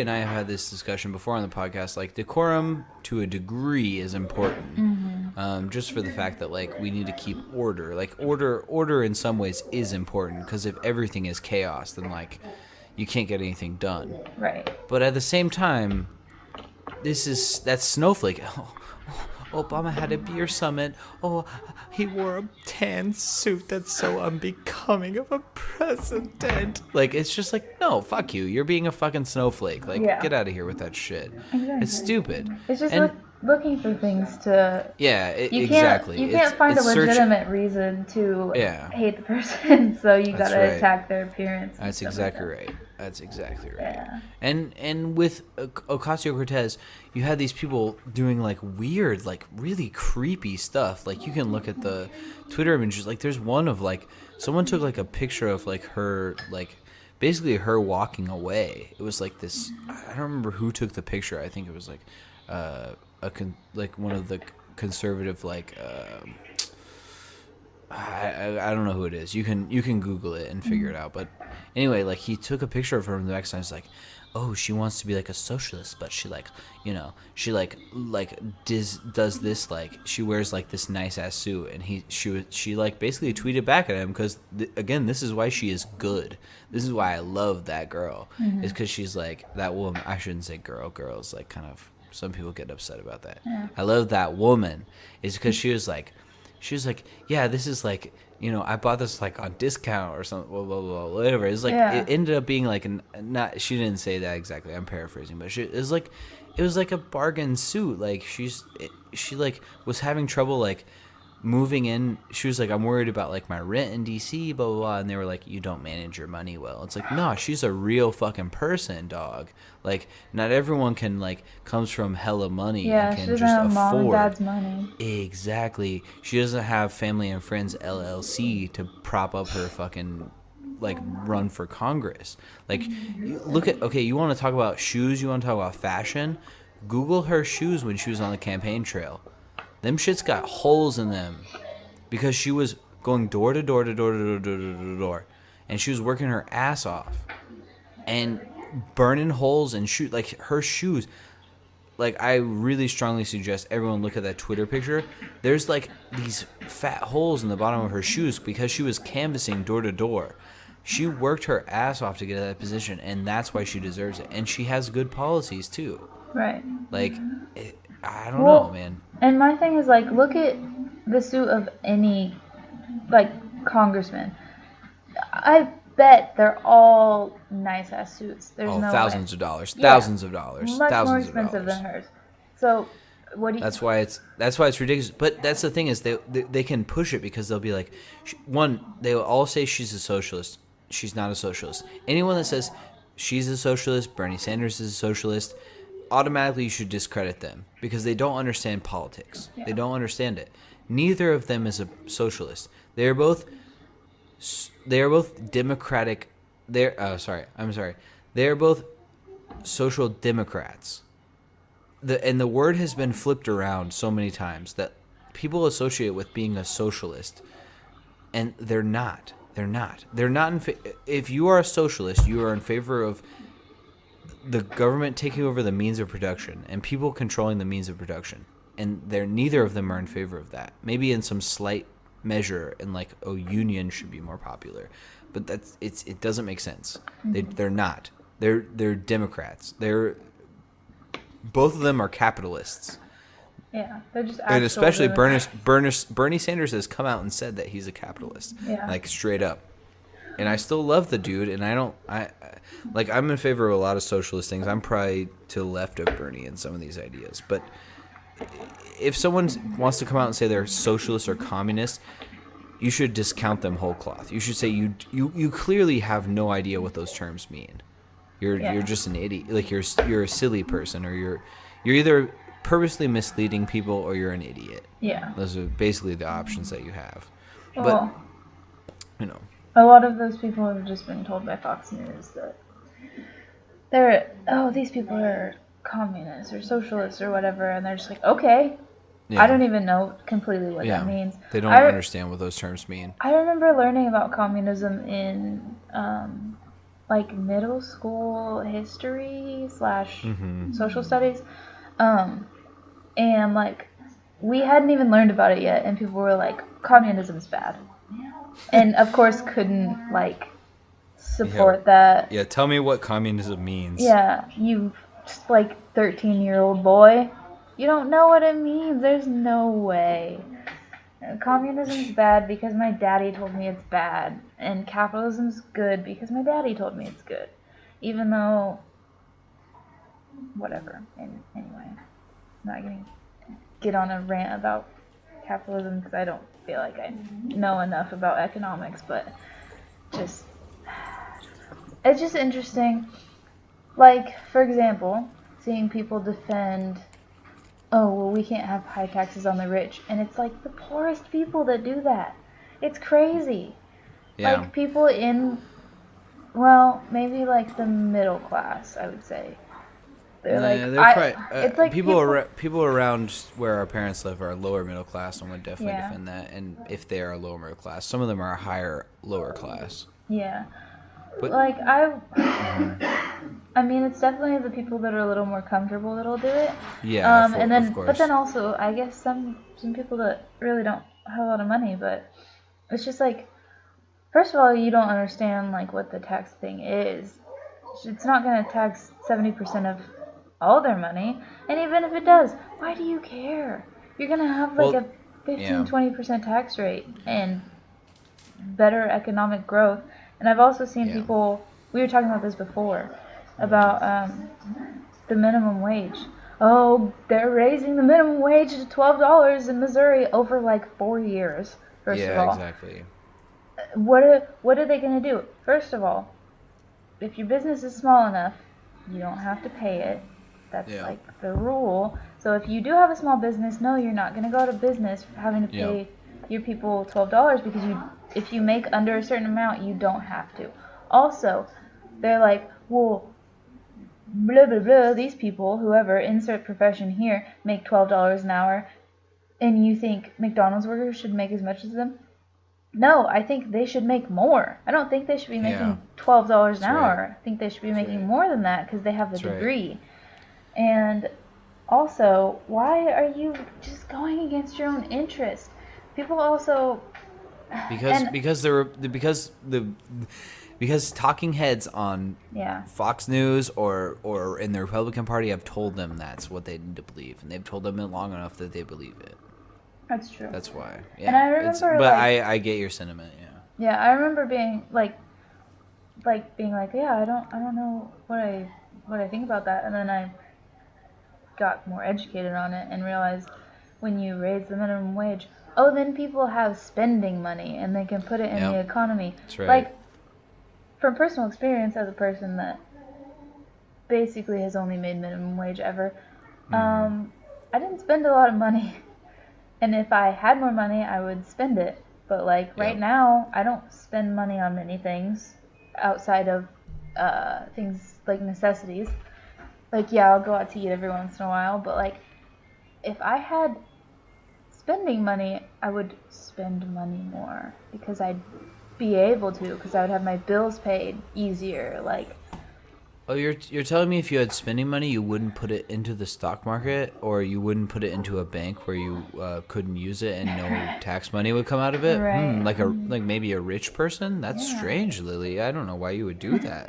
Well, and they also made the argument of like, oh, well, then people are just gonna like stop working when they reach that $10 billion. First of all, at that point, I don't care. Jeff Bezos, he'll definitely stop working. He doesn't need more money. He's the richest person on the planet. He's already stopped working. Oh, wait, no, he fucking hasn't. Yeah, exactly. Okay, all right, I'm about to go on super rant. Here we go. So, first of all, the minimum wage should be tied to inflation because we literally workers haven't seen an increase in wages since the 1970s. It's ridiculous. And our spending power has gone down, and anyone that argues that it hasn't doesn't know what they're talking about. It's gone down significantly since the 1970s, and it's been on a steady decline. Next of all, there are studies that show that when you increase the minimum wage, businesses don't fail. No one goes out of business. No, the increases in the prices of food go up slightly, and your purchasing power goes up significantly. So again, Oh, I don't know. Oh, yeah, I don't know how I can pay for the wages. Blah, blah, blah. Shut up. No, doesn't make sense. And Amazon, obviously, they did the Stop Bezos Act, which everyone should be giving Bernie Sanders and everyone that signed on that bill and voted for that bill tons of credit because they didn't get everyone in Amazon, and again, fuck Amazon. And it's nice for me to say that because I'm not a student anymore, and I bought tons of books off Amazon because Amazon is super convenient and it's nice. But you have to hold them accountable, and I can't buy off Amazon anymore because I live in Taiwan. So so I'm boycotting them, which is again a point of privilege for me. But when you increase the minimum wage, it doesn't destroy jobs. It doesn't cut jobs. It actually increases the economy, makes it better. And back to what I was saying earlier is when you give people like yourself, myself, people who are not in the top 0.01%, as Bernie Sanders would say, these 0.01 percenters, they're coming out here, they're taking all your goddamn money, and they're fucking you over. And that's the thing is they take that money and they, you know what they do? They buy yachts. They buy things that do not increase the economy. Right. But that's what you will see those Fox News people coming out and say, oh, these people, Tucker Carlson and some other Fox News people, there's recordings of them saying, if you Alexandria Ocasio-Cortez came out and said, none of these people understand a marginal tax rate. Yeah. Which you already described. A marginal tax rate for anyone that even understands taxes in the U.S. at all. I've filed my taxes by myself since I was 16 years old. When you make over a certain amount, the money over that amount is taxed at a different rate. So if you make $10 million a year, like you were saying, the $10 million and $1, that is taxed at a higher rate. Yeah. Not the money below that. So say from maybe and okay, so to give people perspective on that, that is like 16,000 people that make over $10 million a year. Do you make $10 million a year, Lily? No. Do I make $10 million? No. Does anyone you know or even have heard of, like, are you 60 degrees of separation from anyone that's made $10 million a year? Maybe. But you have never met a person probably that makes $10 million a year, and I definitely haven't. So it's just like, it's so absurd. And again, say Jeff Bezos makes over $10 million a year. Obviously he does. He makes billions of dollars a year with Amazon. And you can argue that like a lot of that is tied up in his business and stuff like that. But again, if it's tied up in his business, he's not getting taxed on that. It's only on your income. So that incentivizes people to reinvest in their own businesses. You can go, okay, well, if this is only my income, ooh, yeah, I don't want to get taxed at that. You know what I could do? I could pay my workers more. You know what else I could do? Oh, I could create more jobs, which is what the Republicans argue for. That would be nice. Yeah, do that. Do those things. And you know what else? In addition to that, is like you also, in addition to taxing those people more, and then you pay for Medicare for all, which is cheaper than the current healthcare that we have. Like, you can get rid of a lot of these problems that we have where these people are dodging taxes and putting them offshore. Right. Yeah. So there was another point that I was going to make, but I forgot. There's literally too many things that you can make points on. It doesn't make any sense not to push for these sorts of taxes. Oh, the other point that I was going to make is, okay, so what is Trump's slogan? I forgot. Lily, can you remind me of what his slogan is? Make America Great Again, I believe. Oh yeah. Make America Great Again, MAGA. Okay, so Make America Great Again. Again replies to we're going to the past. So it probably wasn't when we were dirt poor farmers in the revolution. When could that be? Oh, was it before World War II? No, because World War I, World War II, we weren't a worldwide power. Oh, maybe it could refer to after World War II. Because after World War II, after World War I, around World War I, we were in the after World War I, Great Depression. Do we want to return to Great Depression? I don't think so. That's probably not good. I don't like the Great Depression. Okay, so then we had World War II. World War II, do you want to return to when we were fighting Nazis? I would like to fight Nazis again. That would be good. But I don't think Trump cares about Nazis. He seems to think, whatever. Anyway, so, okay, maybe, yeah. Maybe it was after World War II, about late 1940s to about 1970. Well, that was good. That was good for America. I mean, it wasn't great for all Americans because we had a lot of racist policies. But, what our economy was like? It was the greatest economy that the world has ever seen. You know why? Oh, maybe because we had a 90% tax rate on the top wealthy Americans. Wow, that's amazing, because recently I heard that Alexandria Ocasio-Cortez said 60 to 70% tax rate on the highest,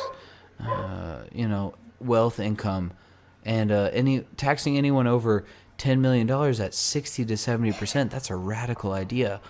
Oh wait, we taxed them at 90% before, over 90%? And we had the greatest economy that the world's ever seen, and people made a minimum wage that was a living wage? What the fuck? My mind is blown. When they adjust it for inflation, the 90% was anything over like 2 million. It wasn't even 10 million. Like, it was at a lower number. You figured it out. You figured it out. You figured out their fucking shit. I don't know. So it's absurd. It's absurd. Yeah. It doesn't make any sense. But these are the things that people need to know. And this is why they go after people they want to go after illegal immigrants, because they want to take the poor people that are white, and they want to take the poor people that are black, and they want to take the poor people that are immigrants, and they want to take the poor people that are Latinos that are in this country. And they want to turn them against each other, because then when you're all fighting, you know what they're doing? They're counting that money. So we have to get over that, and we have to go, hey, we're the majority, aren't we? Yeah. So we have to go, okay, we have more people than you. Hey, guess what? You want to get elected again? You better fix the tax rate. You've already seen it. We elected Alexandria Ocasio-Cortez. And you want to, Sean Hannity wants to come out and post this thing that, oh, she's a socialist and here are her plans. And you know what she did after he said all those things? She ran it as an ad on Facebook, because he said she's in favor of giving everyone free college and a living wage. And then she ran it as a Facebook ad, and people love that shit. Because people want to live, people want to survive, people don't want to die. Wow, that's surprising. People also want to go to college and not. People want to go to college and not live in poverty for the rest of their life. Which is why, part of the reason why I don't currently go to college, because I was like, well, so I don't know what I want to do, and I'm paying a lot of money. And I had like scholarships too, but it was like I still had to take out a couple loans. They weren't very big, but like it's like I'm not gonna go into debt just to like take some bullshit classes that I don't want to take anyway. Sure. So, and you're smart and for that. Other thing, my other qualm with college is that they make you take a lot of classes you don't need, so that you have to go for 4 years. Mm-hmm. And Mountain City didn't offer a lot of dual credit classes. Like the one math 3 dual credit that they had, when I tried to take it, they got rid of it. And I was like, that's amazing, because now I have to take college algebra, and I almost can't pass it because I don't know how to do math. It's great. Yeah, exactly. I can barely add. Yeah, exactly. I stopped learning math in 8th grade because we talked about this earlier. I think I got like a C minus in college algebra, and like I said, I passed pre-calc trig with a B in high school, which doesn't make sense. College was the first time I ever failed a class because I didn't realize that you gotta like pay attention and take notes and do the work, because I never had to do that. Yeah, absolutely never. I think I failed 2 classes in college. I retook them both and got A's or B's in them, but is the same reason. It was one, because I didn't understand how to actually study, and I didn't have any reason to like, and I also didn't have any foundation for the knowledge. Like the two classes that I failed were, what were they? Biology, which actually I had a pretty good, I like got really good grades in science, and like I had an interest in science, and our science teacher wasn't bad, but I didn't understand how to like take notes, and I also failed philosophy because I never had a philosophy course, and I hadn't ever read any philosophy. Like philosophy or like what's the other thing I'm thinking of? I don't know, but like a philosophy course at Mound City.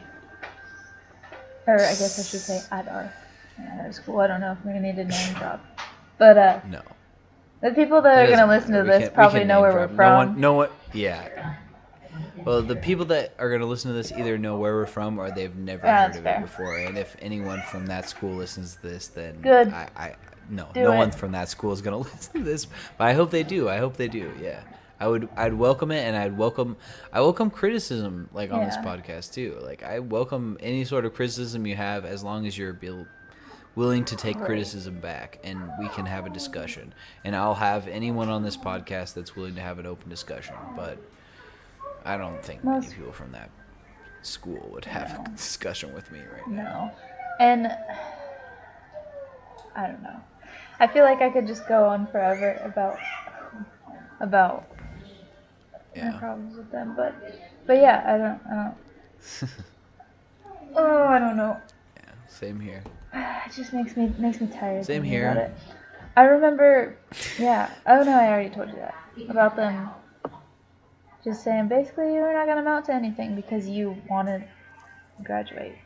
It's like every senior wants to graduate. Yeah. What are you talking about? Yeah. It's a normal thing. It's not a normal thing to just want to live in your high school forever. I've had teachers before tell me like I wish I could go back to high school. It was the best time of my life, and I just don't get it. College was not the best time of my life, but much better than high school. So much better. At the time, it was the time of my life. Yeah, the most disgusting thing to me is when people say you'll never have a better time than you had in high school, and I just say, like, I had people when I was playing football, the people that told me that, I was just like, I genuinely felt bad for them. I was just like, that's like literally like one of the most sad things I've ever heard. If my life doesn't improve after high school, like, what's the point? Well, and that's the thing is, like, I get it, like, eventually you're going to get old and to the point where, like, maybe things start deteriorating, but that shouldn't be until you're, like, 60, 70. And even then, like, your life should be a constant improvement in terms of, like, I mean, of course this is not the reality for, like, maybe the economic situation that we live in and things like that, but like your life should literally be in a continual improvement, because once you get to 60, 70, you should retire, you should just travel and have fun, and like, so it's just like, oh man, when people tell me even when people tell me like high school, like college was like the fun part of their life, and they're like, oh, I wish I could go back to college, I'm just like, I don't like, and I come from like, I mean, our family by the time I graduated college was probably lower middle class. We were like probably a little bit lower, maybe lower class when I was in elementary school and junior high school. But it was just like, you know, in high school I worked 2 jobs at certain points and was going to school full time. Like I was literally going to school at 10 p.m. or 10 a.m. I was going to school until 4 or 5. And then after that, I would get off at like maybe 4 or 5 p.m. And then I would go to work until 9 p.m. And then I would take a break until 12 p.m. And then I would go to work from 12 to 4 p.m. And then I would come home and go to bed. And it's just like that. I had a lot of good times in college, and I wouldn't trade it for anything. It was wonderful, and like I made amazing friends and I learned amazing lessons. But would I go back to it? Yeah. No. Yeah. Not at all. Not at all. I would never go back to college. If I could snap my fingers and go back to college right now, no way. I love the life I'm living right now, and it's only going to get better. As you know, and of course things could always change. Like, I could have an accident tomorrow and be paralyzed from the waist down, and then hopefully it would still continue to get better from that. But it could get worse. But yeah, I don't know. If you're not striving for that improvement, and you're always looking to search back for those old days and those old times, I don't know. I think you're living a falsity. Yeah, well, it's never gonna happen either. Jackson's really mad. It's just not gonna happen because I don't know. Like because you're getting older, not because 20 anymore. it's physically impossible to go back to high school. Well, and I agree with you sentimentally. I had a good time in college, but I don't think I would go back because. Are you good, Mom? Jackson's really mad. If you need to deal with him, it's okay. We're literally approaching 3 hours right now, so. Hang on, 1 second. Is he good, Mom? Right. Yes. Okay. Are you sure? I can hold him if you need me to. Just let me know. Okay. She's not answering me, so I think she is. I said, is he good? She said, yeah. And then I said, do you need to hold him? And she didn't answer me, so I take that as a no. She wants that attention anyway. But I think he was getting dressed, and he doesn't like getting dressed. Oh, okay. He's just a very vocal baby, which is a good thing. But it's all right. It's good. He's found his voice. His mind already, and he's 5 months old. But yeah, I don't know that I'd ever go back to college because. Of course, looking back, I'm like, oh yeah, that was so fun, and we went hiking all the time, and blah, blah, blah, but like you said, I also worked 2 jobs, and I would literally, wake up, go to class, go to work, go to class, go to work, go to class, and then sometimes go to work again, and then go to sleep, and do it all over again. There was times when I literally, had someone cover my shift just so I could, go on a hike, because I was like, I can't, and that's when I started, I just didn't go to class for 2 weeks, and I was like, I can't this is not smart to continue to do because obviously I don't have any interest in it. If I can just not show up to class for 2 weeks and not feel bad about it, I just gave up. And so when I look back on it, it was super fun when we lived in Springfield because we went hiking and blah blah blah, but I also worked a lot and I hated some of the classes that I took, and our house was also a party house, which was the biggest mistake of my life. It wasn't our parties, but our roommate and they were frat parties, so it was even worse. Oh, that's disgusting. So much of my stuff got stolen and broken, and frat parties are fun for a semester, and then it's just the same thing, and then we got Major, and he hated it. He would just cry because there was a bunch of people and it was loud, and things got stolen, things got broken, on purpose too. It's not Oh yeah, I know. I know some.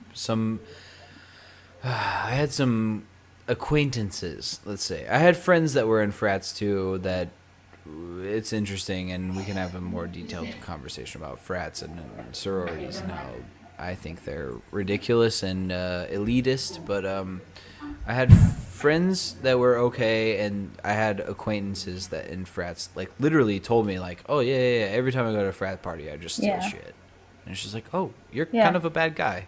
That's a really shitty thing to do. People definitely didn't or just refused to make the connection that someone actually lived there. One time I was in my room because I was at the point where I was over the frat parties because they're not fun on the 800th frat party. Yeah. Especially when they're in your own house.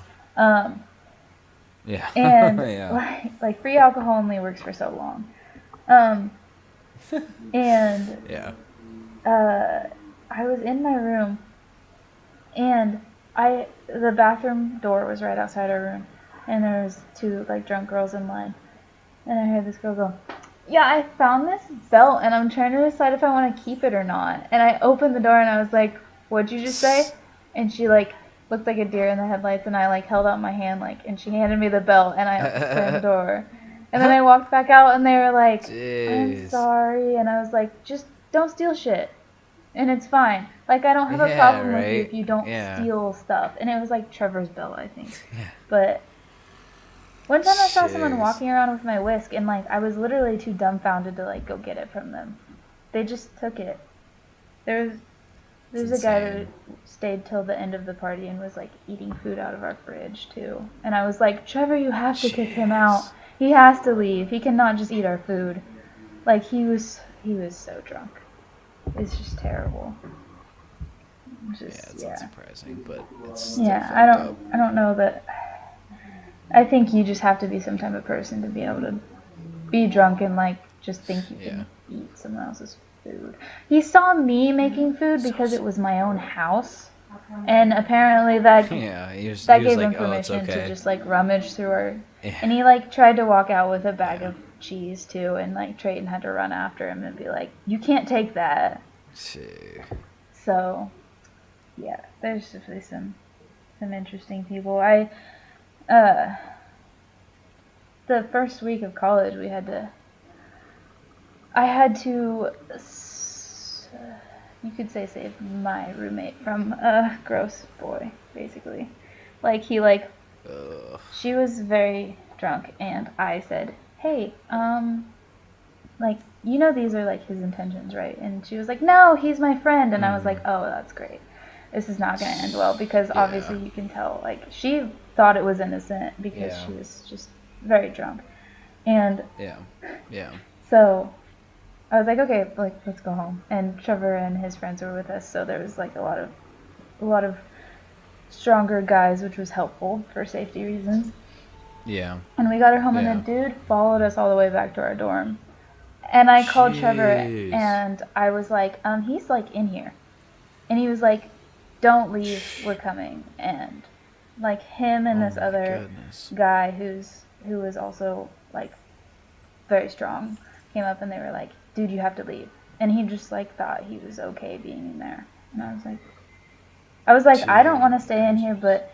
And then and then I think, oh, no. He ended up going out, and then, like, I was like, "Lock the door and, like, stay in the room, please." And she was like, "Okay, I will. And then she called me, and she was like, "He's in the hallway. He won't leave."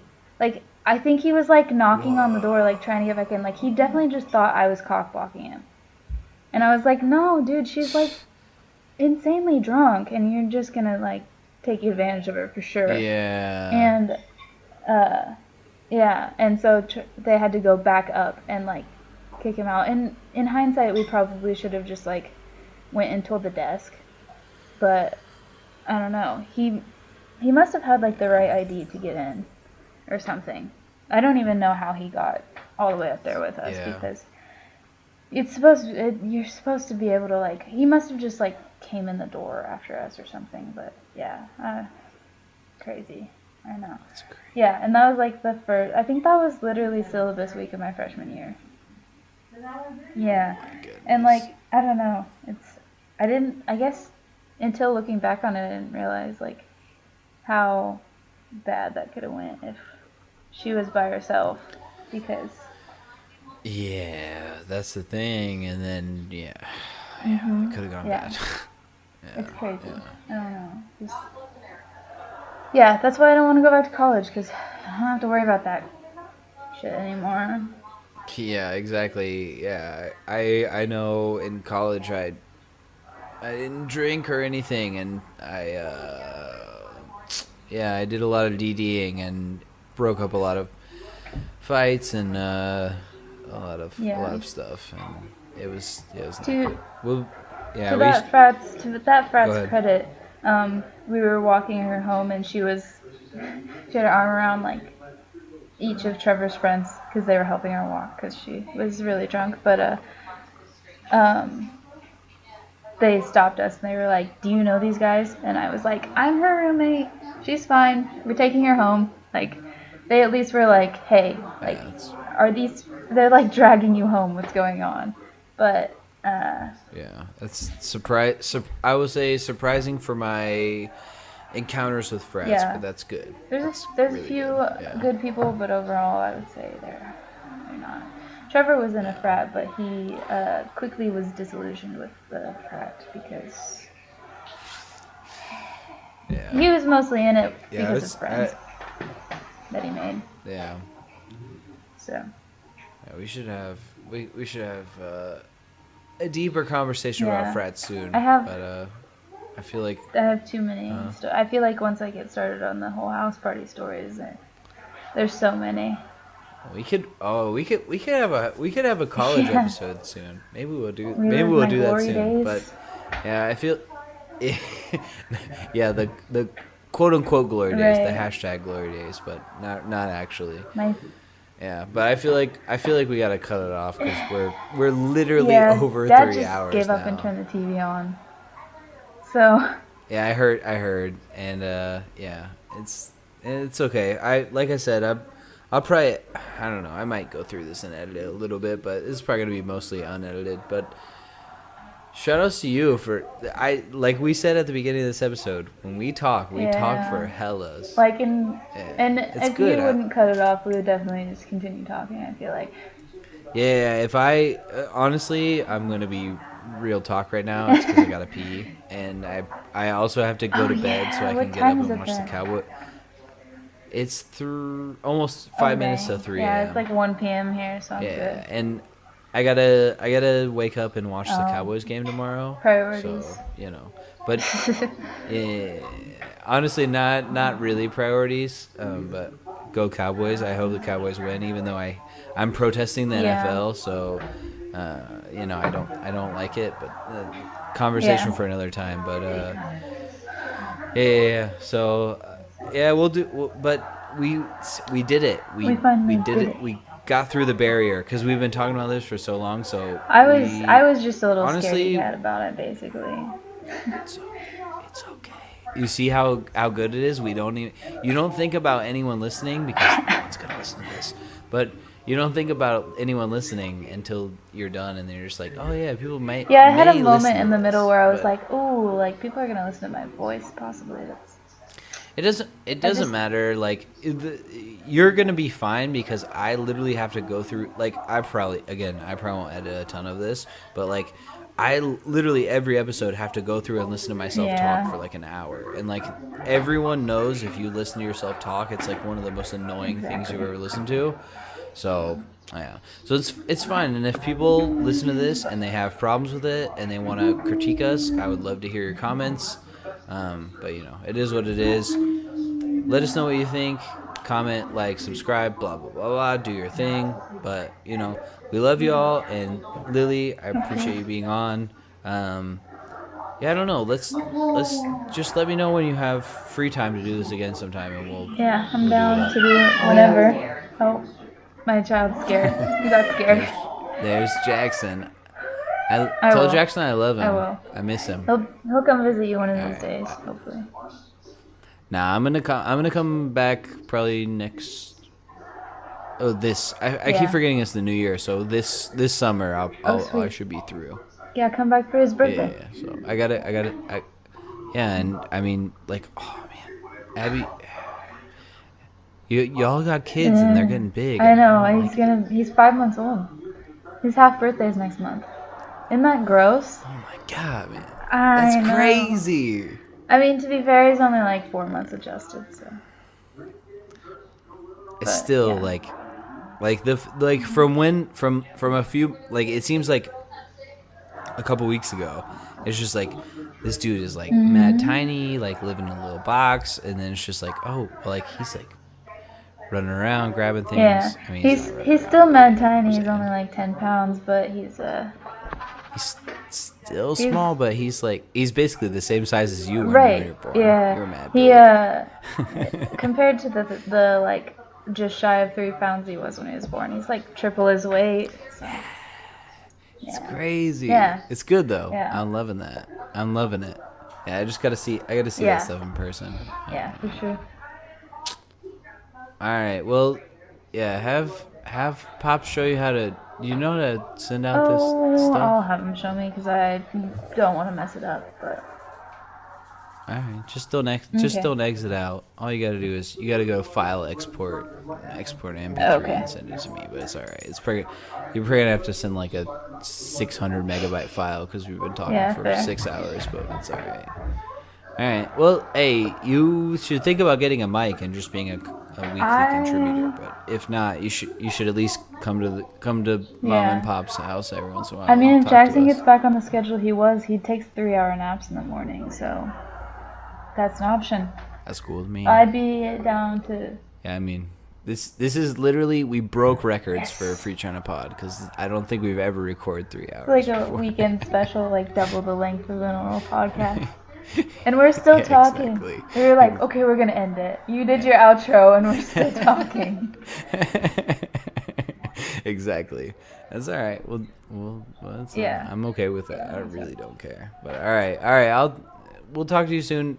Just text me after the pod or whatever, and let me know. We'll figure out a time to do it again. We should do it like a week or two, and try to do it a couple times a month. I'm down with that. All right. You get me out of doing things around the house, so might as well. All right. Sick. I'm into that. We'll break the patriarchy and make the men do the stuff around the house. That's fair. All right. All right. I'll talk to you soon. All right. I love you. All right. Love you too. All right. Talk to you. Bye. Bye.